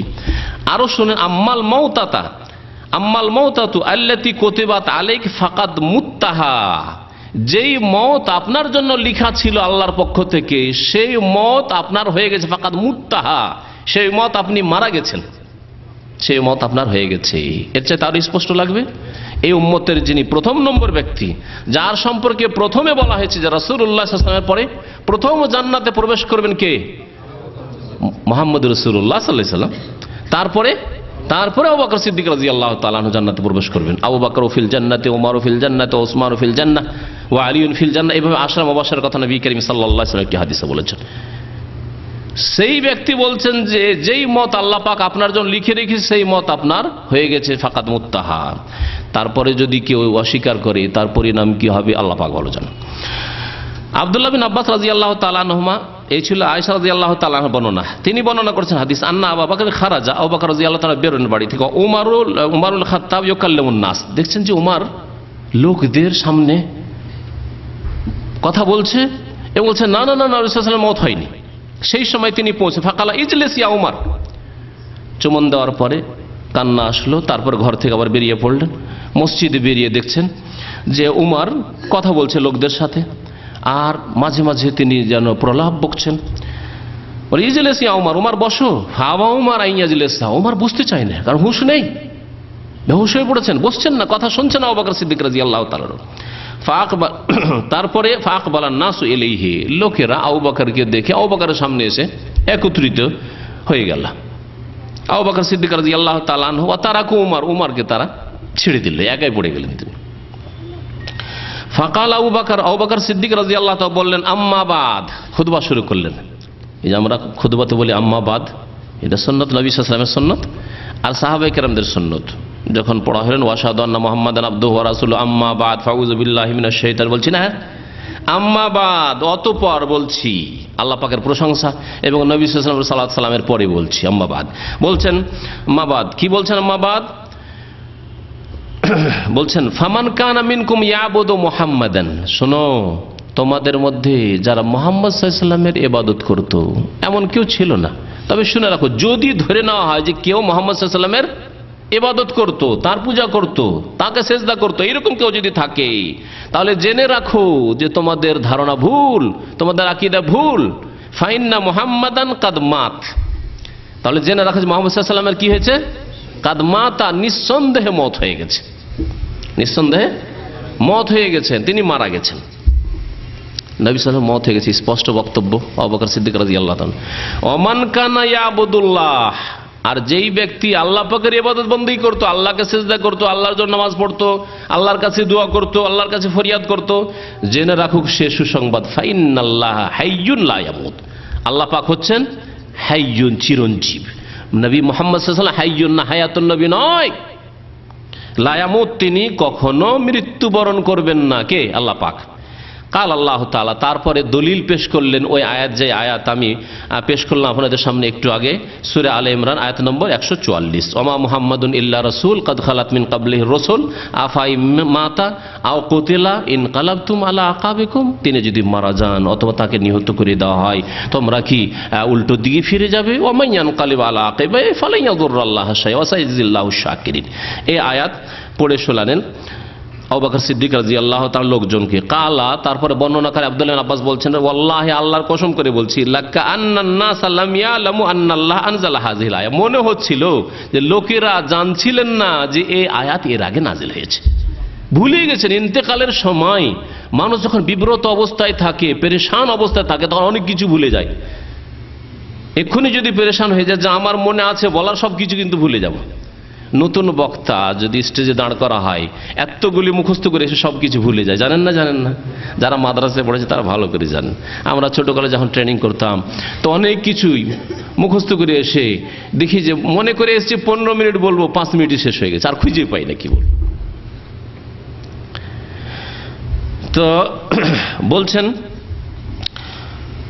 যে আল্লাহর কসম, মনে হচ্ছিল যে লোকেরা এর আগে আয়াতটি জানতোই না। হাত্তা তাল্লাহ আবু বকর, এমনকি আবু বকর রাদিয়াল্লাহু তাআলা যখন তেলাওয়াত করলেন তখন সবাই তেলাওয়াত করা শুরু করেছে, সকলে এই আয়াত তেলাওয়াত করা শুরু করেছে। ফাতালাক্কাহা মিনহু আন-নাস কুল্লুহুম, সমস্ত লোক ওই আয়াতটিকে আবু বকর সিদ্দিক রাদিয়াল্লাহু তাআলা জবান থেকে নিয়ে সবাই তেলাওয়াত করা শুরু করেছে। ফামা আসমা বাশারান মিনান নাস ইল্লা ইয়াতলুহা, এমন কোন মানুষ দেখছি না যে যার মুখে ওই তেলাওয়াত হচ্ছে না, আয়াত তেলাওয়াত, মনের শান্তির জন্য। ওমা মুহাম্মাদুন ইল্লা রাসূল কাদ খালাত মিন ক্বাবলিহি রাসূল আফাইম মাতা আও কুতিলা ইনকালাবতুম আলা আকাবিকুম ওমা ইয়ানকালিব আলা আকিবাইহি ফালান ইয়াদুররাল্লাহা শাইআন। এইভাবে পড়ছেন আর মনকে শান্তি দিচ্ছেন। আর সত্যি যদি কোরআনের অর্থ বুঝেন আর কোরআনের আয়াত যদি বারবার পড়েন তো যে কোনো বিপদ আপদ বালা মুসিবতে কিন্তু মন হালকা হয়ে যাবে, মনের শান্তি হাসিল হবে। আপনি অর্থ বুঝে পড়েন, আপনার যতই বড় বিপদ থাক না কেন পড়েন লা ইলাহা ইল্লা আনতা সুবহানাকা ইন্নী কুনতু মিনাজ জালিমিন। আপনি পড়েন হাসবি আল্লাহু ওয়া নি'মাল ওয়াকিল ওয়া নি'মাল মাওলা ওয়া নি'মান নাসির, পড়েন হাসবুনাল্লাহু ওয়া নি'মাল ওয়াকিল। এইভাবে যে আয়াতগুলি রয়েছে আপনি পড়েন, মনের শান্তি হাসিল হবে। তো এইরকমই সাহাবায়ে কেরামরা সকলেই তেলাওয়াত করছেন। সাঈদ বিন মুসাইব প্রখ্যাত তাবেঈ, তিনি বলছেন যে ওমর রাদিয়াল্লাহু তাআলা বলছেন, ওয়াল্লাহি আল্লাহর কসম করে বলছি, মা হুয়া ইল্লা আন সামি'তু আবু বকর তালাহা, আমি যখন আবু বকর রাদিয়াল্লাহু তাআলার কাছে এই আয়াত তেলাওয়াত শুনলাম, ফা আকিরতু হাত্তা মা তুকিল্লুনি রিজলায়া, মনে হচ্ছে যে আমি ভেঙে পড়েছি, এমন ভেঙে পড়েছি যে আমি আর পায়ে ভর দিয়ে দাঁড়াতে পারছি না, মনে হচ্ছে আছাড় খেয়ে পড়ে যাব, যে সত্যি আল্লাহ নবীর ইন্তেকাল হয়ে গেছে। মানে এতক্ষণ ধারণা ছিল তার, বেহুশ অবস্থায় বলছেন যে না, নবী সাল্লাল্লাহু আলাইহি ওয়াসাল্লাম বেঁচে আছেন, আর যদি ইন্তেকাল হয় তো তিনি ফিরে আসবেন, এরকম বিভিন্ন ধরনের কথাবার্তা বলছিলেন। কিন্তু আয়াত শোনার পরে বুঝতে পারলাম যে আর নবী নেই দুনিয়াতে, আর আমার প্যারা নবী নেই সাল্লাল্লাহু আলাইহি ওয়াসাল্লাম। মনে হচ্ছে যে আমার পা আমাকে আর রাখতে পারবে না, কোনো শক্তি নেই পায়ে। হাত্তা আহওয়াইতু ইলাল আরজে, মনে হচ্ছে যে আমি পড়ে যাচ্ছি জমিনে আছাড় খেয়ে। হেনা সামি'তুহু তালাহা, যখন শুনলাম যে এই আয়াত তেলাওয়াত করলেন, আলেম তো আর জানতে পারলাম যে আন্নান নবী সাল্লাল্লাহু আলাইহি ওয়াসাল্লাম কাদ মাতা, নবী করিম সাল্লাল্লাহু আলাইহি ওয়াসাল্লাম কি হয়েছে? হ্যাঁ, ইন্তেকাল করেছে। কাদ মাতা, তার মৃত্যু হয়ে গেছে। কে বললেন এটা? ওমর বললেন। তার আগে শুনলেন আবু বকর রাদিয়াল্লাহু তাআলার বক্তব্য। এই উম্মতের দুই শ্রেষ্ঠ ব্যক্তি যাদেরকে বলা হয় শাইখাইন, জি, কেউ যদি আবু বকর ওমরকে ভালোবাসে এটা ঈমানের প্রমাণ, আর যদি কেউ শত্রুতা রাখে তাহলে এটা হচ্ছে মুনাফিকি আর কুফরির প্রমাণ। মনে রাখবেন, যে কোনো ব্যক্তির কাছে যদি সমালোচনা শোনেন আবু বকরের, সমালোচনা শোনেন ওমরের, তাহলে তার মধ্যে কমপক্ষে মুনাফিকি আছে, না হলে সে তার মধ্যে কুফরি আছে। মুত্তাফাকুন আলাইহি, বুখারী মুসলিমের হাদিস শোনাইলাম, লম্বা হাদিস। তারপরে ছোট ছোট কয়েকটি হাদিস শোনাই, আর কয়েকজন সাহাবায়ে কেরাম থেকে এই বক্তব্য শোনায়। মা আয়েশা রাদিয়াল্লাহু তাআলা আনহা তার প্রিয় স্বামী সম্পর্কে কি বলছেন? আরে দুনিয়া কেউ যদি সম্মান না করে, কমপক্ষে আপনার স্ত্রী আপনার সম্মান করে, না করে না? তাই না? ভালো স্ত্রী যদি হয়, সারা দুনিয়া কোথাও যদি আপনি মান সম্মান না পান, আপনার স্ত্রীর কাছে আপনি খুব বড় মানুষ, খুব ভালো মানুষ, খুব প্রিয় মানুষ, তাই না? মা আয়েশা রাদিয়াল্লাহু তাআলা আনহা নবী সাল্লাল্লাহু আলাইহি ওয়াসাল্লামকে সম্মান করছেন না বেয়াদবি করছেন মতের কথা বলে? না, এটাই হচ্ছে ইসলাম, এটাই হচ্ছে সহিহ আকীদা, এটাই হচ্ছে দ্বীন। বলছেন আয়েশা রাদিয়াল্লাহু তাআলা قالت মাতান নবী সাল্লাল্লাহু আলাইহি ওয়াসাল্লাম, নবী করিম সাল্লাল্লাহু আলাইহি ওয়াসাল্লাম মাতা মানে মারা গিয়েছেন। ওয়া ইন্নাহু লা বাইনা হাকিনাতি ওয়া জাকিনাতি, যখন তার মত হয় তখন তিনি আমার হাকেনা আর জাকেনার মাঝখানে এইভাবে ধরেছিলেন। তিনি এদিকে রান আছে, রানের মাথা দিয়ে শুয়েছিলেন, আর আমার এই যে চিবুক আছে এর মাঝখানে, আর আমার যে সিনা বক্ষ আছে এর মাঝখানে তিনি ছিলেন। এই অবস্থায় কি হয়েছে? মাতা, তার মত হয়েছে। নবী সাল্লাল্লাহু আলাইহি ওয়াসাল্লাম ফালা আকরাহু শিদ্দাতাল মাউতি লিআহাদিন আবাদা, এরপরে যদি কারো মতের সময় যন্ত্রণা হয় তো সেটাকে আমি ঘৃণা করি না। মানে এই কথা ধারণা করি না যে লোকটা হয়তো পাপী, লোকটা হয়তো গুনাহগার, লোকের হয়তো পাপ ছিল সেই জন্য মতের সময় যন্ত্রণা হচ্ছে। কারণ নবী করিম সাল্লাল্লাহু আলাইহি সাল্লামের মতের যন্ত্রণা হয়েছে, আমি দেখেছি। ইন্নালিল মাউতি সাকারাত, নবী করিম বারবার করে বলতেন যে হায় মতের বড় যন্ত্রণা রয়েছে, মরণের বড় যন্ত্রণা রয়েছে। নবী করিম সাল্লাল্লাহু আলাইহি ওয়াসাল্লামের যন্ত্রণা হয়েছিল আল্লাহ পাক হয়তো তার মর্যাদাকে আরো উঁচু করার জন্য যন্ত্রণা দিয়েছেন, এটা হতে পারে। তারপর এটা হচ্ছে সে আয়েশা রাদিয়াল্লাহু তাআলার কথা। এখন শুনে আনাস বিন মালিক, নবী করিম সাল্লাল্লাহু আলাইহি ওয়াসাল্লামের খাস খাদেম, 10 বছর খিদমত করেছেন। আনাস বিন মালিক কি বলছেন? বলছেন মাতান নবী সাল্লাল্লাহু আলাইহি ওয়াসাল্লাম, নবী করিম সাল্লাল্লাহু আলাইহি ওয়াসাল্লাম মৃত্যুবরণ করেছেন, মারা গেছেন। ওয়ালাম ইয়াজমাইল কোরআন গায়রু আরবা, 4জন সাহাবী ছাড়া কোরআন কেউ একত্রিত করেননি। মানে পুরো কোরআন তাদের কাছে থাকবে লিখিত মুখস্থ, এইরকম 4 জন ছাড়া কেউ ছিল না। আবু দারদা, মুআয ইবনে জাবাল, যায়েদ ইবনে সাবিত আর আবু যায়েদ। কাল ওয়া নাহনু ওয়ারিসনাহু, আমরা এই কোরআনে কারীমের ওয়ারিস হয়েছি। আসল উদ্দেশ্য হচ্ছে যে আনাস বিন মালিক কি বললেন? মাতান নবী সাল্লাল্লাহু আলাইহি ওয়াসাল্লামের ইন্তেকাল হয়েছে। সেই সময় এই 4 জনের কাছে কোরআন লেখা ছিল, এরা কাতেব ছিলেন। বুখারীর হাদিস, সেই বুখারী আগেরটিও সেই বুখারীর হাদিস। তারপরে শোনেন জারীর রাহমাতুল্লাহ আলাইহি বর্ণনা করছেন, বাজার রাদিয়াল্লাহু, জারীর বিন আব্দুল্লাহ যদি সাহাবী, তিনি বলছেন আন্নাহু সামিয়া মুআবিয়াতা, তিনি মুআবিয়া রাদিয়াল্লাহু তাআলা আনহুর কাছে শুনলেন। মুআবিয়া রাদিয়াল্লাহু তাআলা আনহু খলিফা এবং তিনি রাসূলুল্লাহ সাল্লাল্লাহু আলাইহি ওয়াসাল্লামের সাহাবী, আর নবী সাল্লাল্লাহু আলাইহি ওয়াসাল্লামের আত্মীয়র দিক থেকে শালা। কার ভাই? নবী সাল্লাল্লাহু কোন বিবির ভাই? উম্মে হাবিবা বিনতে আবু সুফিয়ান, মুআবিয়া বিন আবি সুফিয়ানের ছেলে মুআবিয়া, আর নবী সাল্লাল্লাহু আলাইহি ওয়াসাল্লামের বিবি উম্মে হাবিবা রাদিয়াল্লাহু তাআলা আনহা আবু সুফিয়ানের মেয়ে। মুআবিয়া রাদিয়াল্লাহু তাআলা আনহু তিনি যেহেতু খলিফা, তার খেলাফতের আমলে, তার মানে 40 হিজরির পরে, 40 হিজরি পর্যন্ত খেলাফতের রাশেদা আলী রাদিয়াল্লাহু তাআলা আনহু পর্যন্ত থেকেছে। তারপরে মুআবিয়া রাদিয়াল্লাহু যখন খলিফা হলেন তিনি বক্তব্য দিচ্ছেন, বলছেন মাতা রাসূলুল্লাহ সাল্লাল্লাহু আলাইহি ওয়াসাল্লাম, রাসূলুল্লাহ সাল্লাল্লাহু আলাইহি ওয়াসাল্লাম কি হয়েছে? মারা গিয়েছেন, মৃত্যুবরণ করেছেন। ওয়া হুয়া ইবনু 63, তার বয়স ছিল 63 বছর। ও আবু বকর ওয়া উমর, আবু বকর উমরও 63 বছর ছিলেন। ওয়া আনা ইবনু 63, আর আমিও 63 বছর বয়সে পৌঁছে গেছি। বলার উদ্দেশ্যে আমারও মত হয়তো ঘনিয়ে এসেছে। জি, সহিহ মুসলিমের হাদিস। আয়েশা রাদিয়াল্লাহু তাআলা আনহা আরো একটি হাদিস বর্ণনা করেছেন, লাকাদ মাতা রাসূলুল্লাহ সাল্লাল্লাহু আলাইহি ওয়াসাল্লাম, নিঃসন্দেহে রাসূলুল্লাহ সাল্লাল্লাহু আলাইহি ওয়াসাল্লাম মারা গেছেন, মওত হয়েছে তার। ওয়ামা শাবিয়া মিন খুবজিন ওয়া যাইতিন ফি ইয়াউমিন ওয়াহিদিন মাররাতাইন, আর একদিনে তিনি রুটি এবং জাইতুন তেল, জাইত, এই রুটি আর তেল একদিনে পরিতৃপ্তির সাথে পেট ভরে খেয়েছেন, আমি জানি না।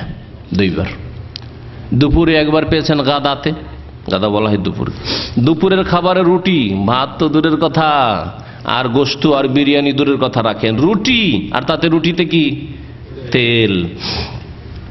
আজকাল রুটি শাকসবজি ছাড়া কেউ রুটি খায়? যদি গোশত মাছ না থাকে তো শাকসবজি। একটা যুগ ছিল লবণ বাটা খেত মানুষরা, হয়তো এখনকার যুবকরা আশ্চর্য হবে, আমাদের ছেলেরা মেয়েদেরকে শোনালে এগুলো কিস্সা কাহিনী মনে করে যে আগের যুগের আসাতিরুল্লাহ বলেন কখনকার আগের যুগের কিস্সা কাহিনী শোনাচ্ছি, কিন্তু আমরা দেখেছি আমাদের চোখের সামনে লবণ বাটা একটু তেল দিয়ে। তো নবী করিম সাল্লাল্লাহু আলাইহি সাল্লামের জামানায় সবচেয়ে ভালো খাবার ছিল জাইতুন তেলে ডুবিয়ে রুটি খাওয়া, জাইতুন তেলে ডুবিয়ে রুটি খাওয়া। নবী সাল্লাল্লাহু আলাইহি সাল্লাম সেটাও, সেই খাবারটিও 2 বার দিনে পাননি কখনো। রাসূলুল্লাহ সাল্লাল্লাহু আলাইহি ওয়াসাল্লাম এই অবস্থায় মারা গেছেন। লাকাদ মাতা রাসূলুল্লাহ সাল্লাল্লাহু আলাইহি ওয়াসাল্লাম, আয়েশা বলছেন, সহিহ মুসলিমের হাদিস। আরেকজন নতুন সাহাবীর কথা শুনেন, তার ঈমান আল্লাহ রসুলের মওত সম্পর্কে বা হায়াত সম্পর্কে। জাবের বিন আব্দুল্লাহ রাদিয়াল্লাহু তাআলা আনহুমা তিনি বলছেন, লাম্মা মাতান নবী সাল্লাল্লাহু আলাইহি ওয়াসাল্লাম, যখন নবী সাল্লাল্লাহু আলাইহি ওয়াসাল্লাম মারা গেলেন, যখন নবী সাল্লাল্লাহু আলাইহি ওয়াসাল্লাম মারা গেলেন, যা আবা বকর মালুন মিন কিবালিল আলা ইবনুল হাজরামি, তখন ধন সম্পদ আসলো আবু বকর সিদ্দিক প্রথম খলিফার কাছে আলা ইবনুল হাজরামির পক্ষ থেকে। আলা ইবনুল হাজরামি কোথায় ছিলেন কে বলতে পারেন এখানকার? হ্যাঁ, বাহরাইনে ছিলেন। কোন বাহরাইন? এই বর্তমান বাহরাইন ছিল তখন না, তখন এই বাহরাইন ও হদিস ছিল না, এই দ্বীপের মধ্যে। হ্যাঁ, তখনকার বাহরাইন যেখানে আমরা বসে আছি এই এলাকাকে বলা হয়তো আল আহসা থেকে শুরু করে এই কাতিফ দারিন পর্যন্ত। হাদিসে এবং সাহাবায়ে কেরামের সিরাতে দারিনের নাম আছে, কাতিফের নাম আছে। আলা ইবনুল হাজরামি এই দারিন পর্যন্ত এসেছেন। আর কাতিফ থেকে দারিন যাওয়ার জন্য রাস্তা ছিল না, স্থল রাস্তা ছিল না, সমুদ্র পার হয়ে তিনি গিয়েছেন। এইসব কথা নবী সাল্লাল্লাহু আলাইহি ওয়াসাল্লামের সাহাবায়ে কেরামের সিরাতে নবী সাল্লাল্লাহু আলাইহি ওয়াসাল্লামের জামানার কথা আছে। তো নবী সাল্লাল্লাহু আলাইহি ওয়াসাল্লামের জীবদ্দশায় শেষ জামানায় ইসলাম এই এলাকা পর্যন্ত, আল আহসা থেকে কাতিফ পর্যন্ত পৌঁছে গিয়েছিল, দারিন পর্যন্ত পৌঁছে গিয়েছিল। তো এখানে নবী সাল্লাল্লাহু আলাইহি সাল্লাম যখন এই এলাকায় বিজয় হয়ে গেল, আলা ইবনুল হাজরামি সাহাবীকে এখানকার আমির বানিয়েছিলেন। এখান থেকে গনিমতের ধন সম্পদ বা খারাজের ধন সম্পদ, যাকাতের ধন সম্পদ এসব পৌঁছিল। এই কথা বলছেন। সেই সময় নবী সাল্লাল্লাহু আলাইহি সাল্লামের কি হয়ে গেছে? ইন্তেকাল হয়ে গেছে। লাম্মা মাতান নবী সাল্লাল্লাহু আলাইহি সাল্লাম, নবী সাল্লাল্লাহু আলাইহি সাল্লামের মওত হয়ে গেছে। আবু বকর রাদিয়াল্লাহু তাআলা আনহুর কাছে ধন সম্পদ আসলো আলা ইবনুল হাজরামির পক্ষ থেকে। সহিহ বুখারীর হাদিস। আর তাতে আলা ইবনুল হাজরামের পক্ষ থেকে যে ধন সম্পদ আসলো, আবু বকর রাদিয়াল্লাহু তাআলা আনহু বললেন, তখন কথাগুলি শুনিয়ে দিই কি হইল এই ধন সম্পদের। মান কানা লাহু আলান নবী সাল্লাল্লাহু আলাইহি ওয়াসাল্লাম দাইনুন আও কানাত লাহু মিন কিবালিহি ইদাতুন ফালিয়াতিনা, কেউ যদি নবী সাল্লাল্লাহু আলাইহি ওয়াসাল্লামের কাছে পাওনা রাখে, যে নবী সাল্লাল্লাহু আলাইহি ওয়াসাল্লামের কাছে কিছু পাওনার দাবি করে যে পাবো আমি কিছু, অথবা নবী সাল্লাল্লাহু আলাইহি ওয়াসাল্লাম তার সাথে ওয়াদা করেছেন, প্রতিশ্রুতি দিয়েছেন যে দেখো কিছু আসলে তোমাকে দেব, এইরকম কোন ওয়াদা থেকে থাকে, ফালিয়াতিনা, তাহলে আমাদের কাছে আসো। খলিফা হলেন কে? আবু বকর সিদ্দিক রাদিয়াল্লাহু তাআলা বললেন যে আসো আমার কাছে, তাহলে আমি তোমাদেরকে দিয়ে দেব। জাবের রাদিয়াল্লাহু তাআলা বলছেন, ফাকুলতু, আমি বললাম, ওয়াদানি রাসূলুল্লাহ সাল্লাল্লাহু আলাইহি ওয়াসাল্লাম ইউতিয়ানি হাকাযা ওয়া হাকাযা। জাবের বর্ণনাকারী বলছেন যে আবু বকরকে গিয়ে বললাম, খলিফাকে, যে হে খলিফা, আমাকে রাসূলুল্লাহ সাল্লাল্লাহু আলাইহি ওয়াসাল্লাম একটা ওয়াদা দিয়েছিলেন, প্রতিশ্রুতি, যে আমাকে এই দিবেন এই দিবেন। জাবের রাদিয়াল্লাহু তাআলা আনহু যুবক মানুষ ছিলেন, তার আব্বার ইন্তেকাল, শহীদ হয়ে গিয়েছিলেন ওহুদের যুদ্ধে, আর তার 9টি বোন ছিল। এই জন্য নবী সাল্লাল্লাহু আলাইহি ওয়াসাল্লাম অত্যন্ত মায়া করতেন জাবেরের উপর, তার বোনদের জন্য। এবং তার আব্বার ইন্তেকাল হয়েছে, ইয়েতিম ছেলে। তারপরে এই 9 বোনের দেখাশোনা করে প্রত্যেকটির বিবাহ শাদীর এই দায়িত্ব নিয়েছিল এই ছেলে, যার ফলে নবী সাল্লাল্লাহু আলাইহি ওয়াসাল্লাম মাঝে মধ্যেই তার প্রতি অত্যন্ত বেশি খেয়াল রাখতেন। বলছে আমার সাথে তো ওয়াদা করেছেন বেশ কিছু জিনিসের, ফাবাসাতা ইয়াদাইহি সালাসা মাররাত, 3 বার করে হাত সম্প্রসারিত করলেন জাবের রাদিয়াল্লাহু তাআলা। কালা জাবের, ফাআদ্দা ফি ইয়াদি 500 সুম্মা 500 সুম্মা 500, আমার হাতে 500 দিনার একবার দিলেন, আবার 500 দিনার দিলেন, আবার 500 দিনার দিলেন। একজন সাহাবীকে আল্লাহ পাক কিভাবে আল্লাহর দিনের যখন খেদমত করেছে, কিভাবে তাদেরকে সচ্ছল করেছেন, যারা অত্যন্ত অভাবী ছিল, রুটির ব্যবস্থা ছিল না, খাদ্যের ব্যবস্থা ছিল না, মাসের পর মাস খেজুর খেয়ে পানি খেয়ে চলে যেত, তাদেরকে আল্লাহ পাক এসব নিয়ামত দিয়েছিলেন।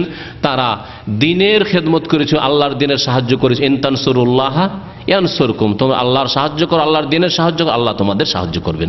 আমরা আল্লাহর দিনের সাহায্য করি না, এই জন্য আল্লাহ পাক দুনিয়াতে আমাদেরকে লাঞ্ছিত করে দিয়েছেন, আর পরকালে যে আমাদের পরিণাম হাসর কি হবে আল্লাহ পাক ভালো, আল্লাহ যেন আমাদের মাফ করে দেন। সহিহ বুখারী হাদিস। 7 নম্বরে একটি হাদিস শোনাবো। 6টি হাদিস শোনানো হয়ে গেছে নবী সাল্লাল্লাহু আলাইহি ওয়াসাল্লাম মওতের উপর। বলছেন নবী করিম সাল্লাল্লাহু আলাইহি সাল্লাম যে আতানি জিবরিল, সাহাল বিন সাদ রাদিয়াল্লাহু তাআলা সাহাবী বর্ণনাকারী, জিবরাইল আলাইহিস সালাম একদিন আসলেন, আসার পরে বলে, ফাকাল ইয়া মুহাম্মদ, হে মুহাম্মদ সাল্লাল্লাহু আলাইহি ওয়াসাল্লাম, ইসমা শিতা ফাইন্নাকা মাইয়িত। ইসমা শিত, তোমার যতদিন ইচ্ছা আর যেমন ইচ্ছা তুমি জীবন যাপন করো, যতদিন ইচ্ছা বেঁচে থাকো, মানে যতদিন আল্লাহ রাখছে রাখুক তোমাকে, কিন্তু শেষ পরিণাম কি হবে? ফাইন্নাকা মাইয়াত, নিশ্চয়ই তোমাকে মাইয়াত হতেই হবে। কে বলছেন? জিবরাইল আলাইহিস সালাম। কোন মুফতি আছে নাকি যে ফতোয়া জিবরাইল ওয়াহাবি রে? হ্যাঁ আছে মুফতি? হ্যাঁ, মুফতিরা তো বড় বড় ফতোয়া দিয়ে থাকে। ইসমা শেতা, তোমার যা ইচ্ছা যেমন ইচ্ছা যতদিন ইচ্ছা তুমি জীবন যাপন করো। ফাইন্নাকা মাইত, নিঃসন্দেহে তুমি মাইয়েত হবে।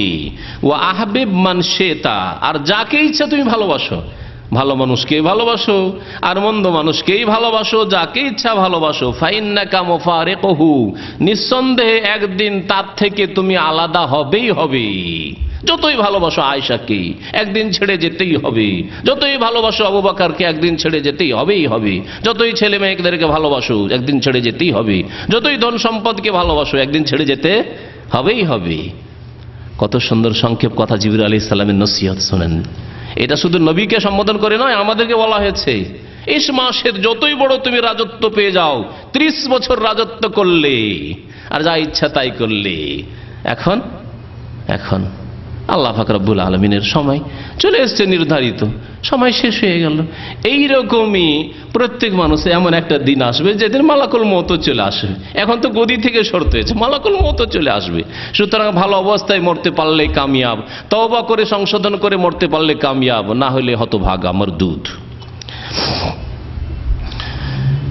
ওয়ামাল মাশিত, আর যা ইচ্ছা আমল করো, ভালো করো মন্দ করো, হ্যাঁ জুলুম করো অত্যাচার করো, যা ইচ্ছা তাই করো। ওয়ামাল মাশিত, যা কর্ম করবে করো, দুনিয়ার জন্য করো, শুধু পেটের জন্য করো আর আখিরাতের জন্য করো। ওয়ামাল মাশিত, যে কোনো আমল কর্ম করো। ফাইন্নাকা মাজজিউন বিহি, তার প্রতিদান অবশ্যই দেওয়া হবে। ভালো করো, ভালো প্রতিদান দেওয়া হবে, আর মন্দ করো, গুনার কাজ করো, তার শাস্তি দেওয়া হবে, তার জন্য আযাব দেওয়া হবে। ওয়ালাম, আর জেনে রাখো, আন্না শারাফাল মুমিন কিয়ামুহু বিল্লাইল, আর মুমিনের শারাফাত, মুমিনের সম্মান ইজ্জত কিসে রয়েছে? কিয়ামুল লাইল, কিয়ামুহু বিল্লাইল, রাতের তাহাজ্জুদে। সুবহানাল্লাহ, রাতের তাহাজ্জুদে মান সম্মান রয়েছে, আল্লাহর নৈকট্য লাভ হয় রাতের অন্ধকারে। আপনি দেখেন কোন একজন বড় ব্যক্তির সাথে সবার সামনে আপনাকে কথা বলতে হয়, আপনার মনটাই শান্তি হয় না? তেন কোন বড় ব্যক্তিত্বের সাথে যদি কথা বলে না, দেখছেন যে মজলিসে 2, 4, 10 জন 20 জন সব সময় বসে আছে, তাদের সামনে কথা বললাম, মনটাই শান্তি হয় না। কিন্তু নির্জনে যদি 10 মিনিট 5 মিনিট কথা বলতে পান, তাহলে আপনার এটা গৌরবের বিষয় যে আমি অমুক ব্যক্তির সাথে আমি নির্জনে কথা বলেছি, তাই না? তো রাতের কিয়াম তাহাজ্জুদ ওইরকমই, আল্লাহ পাকের সাথে নির্জনে কথা বলা, মোনাজাত। একে মোনাজাত বলে। আসলে সুন্নতে মোনাজাত মানুষ ছেড়ে দিয়েছে আর বিদাতি মোনাজাত ধরে নিয়েছে। বিদাতি মোনাজাত মানে সম্মিলিত দোয়া করা, একজন দোয়া করবেন আর বাকি ফরজ নামাজের পরে বাকি সব আমিন বলবে। আর ইমাম সাহেব কি করে বা জানবে, এতগুলি লোকের আমি গরজ কি করে জানবো যে ভাই আপনাদের কি প্রয়োজন আছে? কিন্তু আপনি আপনার গরজ ভালো করে জানেন। তাই আপনার আল্লাহর সাথে মোনাজাত হচ্ছে নির্জনে কথা। মোনাজাত না যায় ওনাজি মানে নির্জনে কথা বলা। আল্লাহ পাক যেন সুন্নতি মোনাজাতের আমাদের তৌফিক দান করেন, এইরকম ঈমান এবং আমাদেরকে জজবা যেন আল্লাহ পাক দান করেন। তো এই হাদিস দ্বারা জানতে পারলাম যে জিবরাইল আলাইহিস সালাম ও রাসূলুল্লাহ সাল্লাল্লাহু আলাইহি ওয়াসাল্লামকে কি বলছেন? ইয়া মুহাম্মদ, হে মুহাম্মদ, ইসমা শিতা ফাইন্নাকা মাইয়িত, যতদিন বাঁচবে বাঁচো, কিন্তু শেষ পরিণাম মাইয়িত হইতেই হবে। এই হাদিস রয়েছে মুস্তাদরাক হাকিমে। আল্লামা নাসিরুদ্দিন আলবানী হাদিসটিকে হাসান বলেছেন। আর একটি হাদিস শোনাই, 8 নম্বর হাদিস। মা আয়েশা রাদিয়াল্লাহু তাআলা আনহা বর্ণনা করেছেন। হাদিসগুলিতে দেখলেন যে নবী সাল্লাল্লাহু আলাইহি ওয়াসাল্লাম সম্পর্কে মাতা নবীও এসেছেন, নবী সাল্লাল্লাহু মারা গেছেন, আর মাতা রাসূলুল্লাহ এসেছেন, হ্যাঁ আল্লাহ রাসূল মারা গেছেন। আর আরেকটি শব্দ এসেছে ওয়াফাতের, তুফিয়া। এখানে আছে কালাত বলছেন তুফিয়া রাসূলুল্লাহ সাল্লাল্লাহু আলাইহি ওয়াসাল্লাম, আল্লাহ রাসূল সাল্লাল্লাহু আলাইহি ওয়াসাল্লামের ওয়াফাত হয়ে গেছে, ওয়াফাত হয়ে গেছে। হায়াত নেই, তাহলে কি আছে? ওয়াফাত। তাহলে হায়াতুন নবী বলবেন না, কি বলবেন? ওয়াফাতুন নবী সাল্লাল্লাহু আলাইহি ওয়াসাল্লাম। নবী করিম সাল্লাল্লাহু আলাইহি ওয়াসাল্লামের ওয়াফাত হয়ে গেছে যেই সময়, মা আয়েশা বলছেন ওয়াদিরউহু মারহুনাতুন ইনদা ইহুদি, আর তার যে বর্ম ছিল, হ্যাঁ রণক্ষেত্রে যুদ্ধে যে লোহার পোশাক পরা হয় বর্ম, সেই বর্ম এক ইহুদির ঘরে বন্ধক রাখা ছিল, বন্ধক রাখা ছিল। নবী সাল্লাল্লাহু আলাইহি ওয়াসাল্লামের বাড়িতে, পরিবারের বাড়িতে এত অভাব থাকতো যে ইহুদির বাড়িতে ওই বর্ম বন্ধক রেখে ফি সালাসিনা শাআ মিন শাইরিন 30 সা জব নিয়েছিলেন রাসূলুল্লাহ সাল্লাল্লাহু আলাইহি ওয়াসাল্লাম ধার, যে এর দামটা যখন দিতে পারবো তখন তোমার কাছ থেকে বর্ম ফিরিয়ে দেব। কিন্তু ইন্তেকাল হয়ে গেল রাসূলুল্লাহ সাল্লাল্লাহু আলাইহি ওয়াসাল্লামের, ওয়াফাত চলে আসলো, এই বর্ম উদ্ধার করার মতো সুযোগ সুবিধা হয়নি। সুবহানাল্লাহ, কেমন জীবন যাপন করেছে রাসূলুল্লাহ সাল্লাল্লাহু আলাইহি ওয়াসাল্লাম। আর তিনি হচ্ছেন সাইয়্যিদুল মুরসালিন, তার জন্য ওহদ পাহাড়কে স্বর্ণ করে আল্লাহ দিতে চেয়েছিলেন, তিনি গ্রহণ করেননি।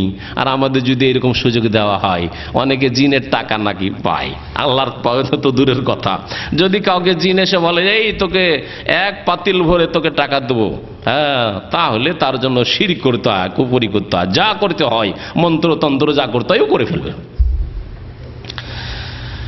আল্লাহ পাক দিতে চাইছেন, রাসূলুল্লাহ সাল্লাল্লাহু আলাইহি ওয়াসাল্লামকে বলছেন যে হে আল্লাহ, আমি রসুল হতে চাই, আবদান রসুলান হতে চাই, তোমার বান্দা আর রসুল হতে চাই, আর মিসকিনদের সাথে আমি থাকতে চাই।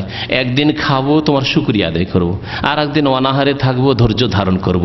শুকরও থাকবে আমার মধ্যে, আর সাবরও থাকবে, ধৈর্য থাকবে। শুকর এবং সাবর এই দুটো অত্যন্ত গুরুত্বপূর্ণ ইবাদত। আপনি আল্লাহর নিয়ামত পেয়েছেন, শুকরিয়া আদায় করেন। যখন একটু কষ্ট হয়েছে, অসুস্থ হয়েছেন, ধৈর্য ধারণ করেন, বলেন আলহামদুলিল্লাহ, অনেকদিন আল্লাহ সুস্থ রেখেছেন, সামান্য এই কয়দিন তো অসুস্থ রয়েছি। এই মানুষের জীবনে এই দুটো জিনিস অত্যন্ত জরুরি। তো এই হাদিস প্রমাণ করে যে রাসূলুল্লাহ সাল্লাল্লাহু আলাইহি ওয়াসাল্লাম ওয়াফাত হয়ে গেছে। রাসূলুল্লাহ সাল্লাল্লাহু আলাইহি ওয়াসাল্লাম ওয়াফাত সম্পর্কে আরো আবু হুরায়রা আর একজন নতুন সাহাবীর কথা শুনুন। আবু হুরায়রা রাদিয়াল্লাহু তাআলা, যিনি সবচেয়ে বেশি হাদিস বর্ণনা করেছেন, বুখারী মুসলিমের হাদিস, সেই হাদিস আছে। আর আগের হাদিসটি যেটা বন্ধ করে রাখার হাদিস, সেটা বুখারী মুসলিম আছে। বলছেন আবু হুরায়রা রাদিয়াল্লাহু তাআলা আনহু, লাম্মা তুফিয়া রাসূলুল্লাহ সাল্লাল্লাহু আলাইহি ওয়াসাল্লাম, যখন রাসূলুল্লাহ সাল্লাল্লাহু আলাইহি ওয়াসাল্লামের ওয়াফাত হয়ে গেল, রাসূলুল্লাহ সাল্লাল্লাহু আলাইহি ওয়াসাল্লাম কি হয়ে গেল? ওয়াফাত হয়ে গেল। নবী সাল্লাল্লাহু আলাইহি ওয়াসাল্লামের হায়াত নেই, তাহলে হায়াতুন নবী নয়, ওয়াফাতুন নবী। আল্লাহ রাসূল সাল্লাল্লাহু আলাইহি ওয়াসাল্লাম যখন ওয়াফাত হয়ে গেল, ওয়া কাফারা মান কাফারা মিনাল আরাবি, আর আরবের অনেক লোকই কুফরি করে বসলো, যাকাত দিব না, আগে যাকাত দিতাম এখন দেব না। আবু বকর সিদ্দিক রাদিয়াল্লাহু, ওই হাদিসটি তখন শোনা হয়েছে, লম্বা হাদিস, এখানে সংক্ষেপ করে দিয়েছি সময়ের স্বল্পতার কারণে। যে তখন আবু বকর সিদ্দিক বললেন যে আল্লাহর কসম করে বলছি, যেই ব্যক্তি নামাজ এবং যাকাতের মাঝে পার্থক্য করবে, তাদের বিরুদ্ধে আমি জিহাদ করব। আল্লাহি লা উকাতিলান্না মান ফারাকা বাইনা সালাত ওয়াজ যাকাত। তারপরে তিনি জিহাদের প্রস্তুতি নিলেন, তওবা করলো তারা, এবং তারা স্বীকার করলো যে না, যাকাত দেব। ওই হাদিসে রাসূলুল্লাহ সাল্লাল্লাহু আলাইহি ওয়াসাল্লামের ওয়াফাতের কথা বর্ণনা করা হয়েছে। ইবনে আব্বাস আরেকজন সাহাবীর কথা শুনুন। আব্দুল্লাহ বিন আব্বাস রাদিয়াল্লাহু তাআলা আনহুমা সাহাবী, তিনি নবী করিম সাল্লাল্লাহু আলাইহি ওয়াসাল্লামের কে চাচাতো ভাই, আপন চাচাতো ভাই। তিনি বলছেন, হাদিস বর্ণনা করেছেন যে রাসূলুল্লাহ সাল্লাল্লাহু আলাইহি ওয়াসাল্লাম আশুরার রোজা সম্পর্কে যখন তাকে বলা হলো যে ইয়া রাসূলুল্লাহ, ইহুদিরা একদিন রোজা রাখে, আমরা একদিন রোজা রাখি, তো তাদের সাদৃশ্য হয়ে যায় না, তাহলে কি করতে হবে? নবী সাল্লাল্লাহু আলাইহি ওয়াসাল্লাম বলে ফায়দা কানাল আমুল মুকবিল, আগামী বছর যখন আসবে, সুমনা ইয়াউমাত তাসে, তাহলে 9 তারিখেও রোজা রাখবো। তারপরের অংশটুকু শুনেন। ইবনে আব্বাস রাদিয়াল্লাহু তাআলা আনহু বর্ণনা করেছেন, ফালামিয়াতিল আমুল মুকবিল, আগামী বছর আর আসার সুযোগ হইল না, হাত্তা তুফিয়া রাসূলুল্লাহ সাল্লাল্লাহু আলাইহি ওয়াসাল্লাম, রাসূলুল্লাহ সাল্লাল্লাহু আলাইহি ওয়াসাল্লাম তার আগেই ওয়াফাত পেয়ে গেলেন, তার ইন্তেকাল হয়ে গেল। তাহলে এই ওয়াফাতের শব্দগুলিও বহু হাদিসে এসছে, এমন নয় যে আমি সবগুলি হাদিস কালেকশন করে নিয়ে এসেছি, কিছু হাদিস নিয়ে এসেছি নবী সাল্লাল্লাহু আলাইহি ওয়াসাল্লামের মওত সম্পর্কে, ওয়াফাত সম্পর্কে। আর আয়াতগুলি শুনালাম। আল্লাহ পাক রব্বুল আলামিন আমাদের অন্তরের বক্রতাকে যেন দূর করে দেন। রব্বানা লা তুযিগ কুলুবানা বা'দা ইয হাদাইতানা ওয়া হাব লানা মিন লাদুনকা রাহমাতান ইন্নাকা আনতাল ওয়াহ্হাব রব্বানা আফরিগ আলাইনা সাবরান ওয়া সাব্বিত আকদামানা ওয়ানসুরনা আলাল কওমিল কাফিরিন। এখানে একটি কথা যদি না বলে দিই তাহলে অসম্পূর্ণ থাকবে। সেটা হচ্ছে যে বিদাতিরা যে দলিলগুলি পেশ করে যে নবী জীবিত রয়েছেন এবং নবীকে রিজিক দেওয়া হচ্ছে, কবরে জীবিত আছেন, এইরকম হাদিস এক দুটো আছে। সেই হাদিসগুলি সম্পর্কে অধিকাংশ মুহাদ্দিসিন কেরামরা বলেছেন যে সেই হাদিসগুলি জয়ীফ। একটি জবাব, যারা হাদিসের পণ্ডিত তারা বলেছেন যে জয়ীফ, কারণ সহি হাদিস বুখারী থেকে শুরু করে প্রায় হাদিসগুলিতে শোনালাম। আর শেষ হাদিসটি যেটা শোনালাম ইবনে আব্বাস রাদিয়াল্লাহু তাআলা আনহুর, যে আশুরা রোজা সম্পর্কে, যে আগামী বছর আর আসার সুযোগ হলো না, যে 9 তারিখ 10 তারিখ তার আগে রাসূলুল্লাহ ওয়াফাত হয়ে গেল, সেটা আবু দাউদের হাদিস। তাহলে হাদিসগুলি বুখারী, মুসলিমের, আবু দাউদ, তিরমিজি, বিভিন্ন সহি হাদিসের সব উল্লেখ করলাম। আর এই যে হাদিসগুলি রয়েছে এক দুটি, যাতে রয়েছে যে নবী সাল্লাল্লাহু আলাইহি ওয়াসাল্লাম জীবিত রয়েছেন, কবরে তাকে রিজিক দেওয়া হচ্ছে, সেই হাদিসগুলি সম্পর্কে এক শ্রেণীর মুহাদ্দিসিনরা বলেছেন যে হাদিসগুলি ভিত্তিহীন, সহিহ নয়। এক জবাব। দ্বিতীয় জবাব, আল্লামা নাসিরুদ্দিন আলবানী রহমতুল্লাহ আলাইহি তার গবেষণা বলেছেন যে হাদিসগুলি হাসান অথবা সহিহ, বিভিন্ন সূত্র থেকে আসায়। কারণ বেশ কিছু সূত্র আছে বলছেন যে জয়ীফ সেগুলি বা ভিত্তিহীন, কিন্তু বিভিন্ন সূত্র থেকে আসে। আর কিছু সূত্র আছে সেগুলি দিয়ে তিনি বলেছেন হাদিসগুলি হচ্ছে হাসান, এবং সিলসিলা সাহিহা যে তার সিরিজ রয়েছে তাতে তিনি হাদিসগুলি নিয়ে এসেছেন। কিন্তু হাদিসগুলি নিয়ে আসার পরে সেই হাদিসগুলির ব্যাখ্যা সম্পর্কে তিনি কি বলেছেন তা আমি 1-2 মিনিটের মধ্যে আপনাদেরকে শুনিয়ে দিই। তিনি বলছেন যে আল আম্বিয়া সালাওয়াতুল্লাহি আলাইহিম আহিয়াউন ফি কুবুরিহিম ইউসাল্লুন, একটি হাদিস, নবীগণ নবীগণ, সমস্ত নবীগণ সম্পর্কে। আহিয়াউন ফি কবরে, তারা তাদের কবরে জীবিত। ইউসাল্লুন, এবং তারা নামাজ পড়েন। এই হাদিস বলছেন হাদিস সহি। তারপরে বলছেন ওয়া আলাম, জেনে রাখো, আন্নাল হায়াত আল্লাতি আসবাতা হাযাল হাদিস, যে হায়াত, এই হাদিস প্রমাণ করে যে নবীরা হায়াতে আছেন। লিল আম্বিয়া আলাইহিমুস সালাতু ওয়াস সালাম ইন্নামা হিয়া হায়াতুন বারযাখিয়া, সেটা হচ্ছে কোন হায়াত? বারযাখি হায়াত। বারযাখি জীবন মানে পরলৌকিক জীবন, পরলৌকিক জীবন। লাইসাত মিন হায়াতিদ দুনিয়া ফি শাই, দুনিয়াবি জীবনের কোনোটাই নয়। মনে করবেন যে না, দুনিয়াবি জীবনের মতো তার সামনে স্ত্রীদেরকে পেশ করা হচ্ছে, এবং যেমন বিদাতিরা বলে থাকে যে তার স্ত্রী মিলন হচ্ছে, তারপরে খাওয়া দাওয়া হচ্ছে, খাওয়া দাওয়া হলে তাহলে পেশাব পায়খানা হচ্ছে ইত্যাদি। না, এসব কিছুই নাই। দুনিয়ার খাবারে যেসব হয়ে থাকে আর সেসবের কিছু নাই। ওয়ালিযালিকা, সুতরাং ওয়াজাবাল ঈমানু বিহা দুনা যারবিল আমসালিল্লাহা, এর প্রতি আমরা ঈমান রাখবো যে নবী সাল্লাল্লাহু আলাইহি ওয়াসাল্লাম ইন্তেকাল হয়ে গেছে দুনিয়ার হায়াত থেকে, তাহলে কি হয়ে গেছে? ইন্তেকাল হয়ে গেছে। আর বারযাখি জীবনে তার হায়াত আছে। শুধু তার হায়াত না, আল্লাহ পাক কোরআনে কারিমে বলেছেন শহীদদের হায়াতের কথা। ওয়ালা তাকুল লিমান ইউকতালু ফি সাবিলিল্লাহ আমওয়াত বাল আহইয়া, যারা আল্লাহর রাস্তায় নিহত হয়েছেন, শহীদ হয়েছেন, তাদেরকে তোমরা কি বলিও না? মৃত বলিও না। মানে তোমাদের মতো মৃত নাই, বরং তারা কি রয়েছেন? হ্যাঁ, আহিয়া, জীবিত রয়েছেন। তাহলে আল্লাহ পাক হায়াত তাদের প্রমাণ করলেন কোরআনে কারিমে। আর আল্লাহ পাক আর মৃত বলছেন প্রত্যেকে মারা যাবে। তো দ্বন্দ্ব আছে কোরআনে কারিমে নাকি? তাহলে দ্বন্দ্ব নেই। যেখানে বলা হয়েছে কুল্লু নাফসিন যায়কাতুল মউত, প্রত্যেক নাফস, তার মধ্যে শহীদরাও মারা গেছে, দুনিয়ার হায়াত শেষ হয়ে গেছে। পরকালের জীবন রয়েছে, বারযাখি জীবন শহীদগণের রয়েছে। আর রাসূলুল্লাহ সাল্লাল্লাহু আলাইহি ওয়াসাল্লাম সবচাইতে শ্রেষ্ঠ শহীদ। মনে রাখবেন, রাসূলুল্লাহ সাল্লাল্লাহু আলাইহি ওয়াসাল্লাম সবচাইতে উত্তম শহীদ। তারও হায়াত রয়েছে, কিন্তু বারযাখি হায়াত রয়েছে। আম্বিয়ায়ে কেরামদের বারযাখি হায়াত রয়েছে, দুনিয়াবি হায়াত নাই। এটা আমরা বিশ্বাস করব, কিন্তু এর দৃষ্টান্ত পেশ করব না আমাদের মতো, কার মতো, দুনিয়ার মতো। দুনা যারবিল আমসালিল্লাহা ওয়া মুহাওয়ালাত তাকিফিহা, তার ধরন সম্পর্কে আমরা কোন রকমের যেটা প্রয়াস, চেষ্টা করব না আমরা। ওয়া তাশবিহা, আর তার সাদৃশ্যতাও পোষণ করব না। বিমা হুয়াল মারুফ ইনদানা ফি হায়াতিদ দুনিয়া, দুনিয়াবি জীবনে যেমন মানুষ বেঁচে থাকে ওই রকমই দুনিয়ায় মানুষ কাছাকাছি কথা বললে শুনে, সুতরাং নবী সাল্লাল্লাহু আলাইহি ওয়াসাল্লাম সব কিছুই শোনেন। দুনিয়া তো কিছু উপকার করতে পারে যেটা আমার ক্ষমতা আপনার ক্ষমতা আছে, এইরকম উপকার নবী সাল্লাল্লাহু আলাইহি ওয়াসাল্লাম করতে পারেন। এই সব সাদৃশ্যতা আমরা পেশ করব না। তারপরে তিনি বলছেন যে কিছু লোকেরা, বিদাতি লোকেরা বলেছে যে আন্না হায়াতাহু সাল্লাল্লাহু আলাইহি ওয়াসাল্লাম ফি কবরি হায়াতুন হাকিকিয়া, নবী সাল্লাল্লাহু আলাইহি ওয়াসাল্লামের কবরের জীবন হচ্ছে হাকিকি জীবন, মানে এইরকমই দুনিয়ার জীবনের মতো। ইয়াকুল ওয়া ইয়াশরাবু ইয়াজামুন, তিনি পানাহারও করছেন আর তিনি স্ত্রী সহবাসও করছেন। মারাকিল ফালাহ বলে একটি বিদাতি কিতাব রয়েছে, সেই কিতাবে সব উল্লেখ করা হয়েছে। বলছেন যে এটা ঠিক নয়, বরং ওয়া ইন্নামা হিয়া হায়াতুন বারযাখিয়া, এটা হচ্ছে পরলৌকিক জীবন, হায়াত। লা ইয়ালামু হাকিকাতাহা ইল্লাল্লাহু সুবহানাহু ওয়া তাআলা, একমাত্র তার হাকিকাত, তার যেটাকে বলা হয় আসল বিষয় তত্ত্ব, হাকিকাত মানে হচ্ছে তত্ত্ব বা মর্মকথা, তত্ত্ব সম্পর্কে একমাত্র কে জানেন? আল্লাহ এর হাকিকত ভালো জানেন। এই জন্য আল্লাহ পাক বলেছে, ওই আয়াত আবার ফিরিয়ে দিচ্ছি আপনাদের সামনে, সূরা বাকারার, ওয়ালা তাকুল লিমান ইউকতালু ফি সাবিল আমওয়াত বাল আহইয়াউন ওয়ালাকিন লা তাশউরুন, তবে তোমাদের অনুভূতি নেই, চেতনা নেই, তোমরা বুঝতে পারবে না। তাহলে এই পরকালের যে জীবন আছে, এই পরকালের জীবন তোমরা উপলব্ধি করতে পারবে না। সেই জীবন ভিন্ন জীবন রয়েছে, শহীদদের জীবন, আম্বিয়াগণের জীবন, কিন্তু জীবন আছে, রূহের জীবন আছে। সেই জীবনটা আল্লাহ পাক ভালো জানেন কেমন আছে। এবং তাদের সালাতের ধারণ, বারযাখি জীবনে নামাজের ধারণ বা সালাতের জীবন ইউসাল্লুন কেমন আল্লাহ পাক ভালো জানেন। সেই সম্পর্কে যদি সহি মেনে নিই তাতেও কোনো অসুবিধা নেই, কিন্তু বলে বারযাখি হায়াত রয়েছে আর দুনিয়া থেকে তাদের মওত হয়ে গেছে। সুতরাং যখন মওত হয়ে গেছে, তাহলে আমরা তাদের কাছে চাইব না, আশা করব না যে তাদের কাছে গিয়ে কোনো কিছু বললে, কোনো পেরেশানির কথা বললে তারা শুনবেন, অবগত হবেন এবং হাজির হয়ে যাবেন ইত্যাদি। যেমন এইসব বিদাতি ধারণা আছে যে একজন লোক ক্ষুধার্ত অবস্থায় নবী সাল্লাল্লাহু আলাইহি ওয়াসাল্লাম কবর কাছে আসলো, আসার বলল যে ইয়া রাসূলুল্লাহ, অত্যন্ত খিদে লেগেছে, কয়েকদিন থেকে খেতে পাইনি, আর আজকে আপনার মেহমান হয়েছি। তখন তারপরে এসে ঘুমিয়ে পড়লো মসজিদে নবীতে। আর কিছুক্ষণের মধ্যে স্বপ্ন যোগে নবী সাল্লাল্লাহু আলাইহি ওয়াসাল্লাম চলে আসলেন আর একটি রুটি নিয়ে, আর রুটি খেতে শুরু করলো। অর্ধেক খাওয়া হয়েছে আর জেগে পড়েছে, আর বাকি অর্ধেক রুটি হাতে ধরা আছে। শুনেছেন না শোনেননি কিসসা? শুনেছি, ফাজাইল আমল থেকে শুনিয়েছি আপনাদেরকে। এইসব ভণ্ডামি কথা। এসব হচ্ছে ভণ্ডামি কথা। নবী করিম সাল্লাল্লাহু আলাইহি ওয়াসাল্লামের বা আম্বিয়া কেরামের হায়াত থাকলেও পরকালের হায়াত রয়েছে, সুতরাং ওয়ালাকিল্লা তাশউরুন সেই সম্পর্কে তোমাদের উপলব্ধি নেই। আল্লাহ পাক যেন হককে বুঝার এবং তার প্রতি আমল করার তৌফিক দান করেন, সত্যের প্রতি বিশ্বাস করার তৌফিক দান করেন। আল্লাহ পাক রব্বুল আলামিন আমাদের অন্তরকে যেন সোজা করে দেন কোরআন এবং হাদিস মেনে চলার জন্য, সাহাবায়ে কেরামের তরিকায় আমাদের জীবন যাপন করার জন্য তৌফিক দান করেন, সাহাবায়ে কেরামদের মতো আমাদের ঈমান নিয়ে আসার জন্য তৌফিক দান করেন। সুবহান রাব্বিকা রাব্বিল ইজ্জাতি আম্মা ইয়াসিফুন ওয়া সালামুন আলাল মুরসালিন ওয়ালহামদুলিল্লাহি রাব্বিল আলামিন।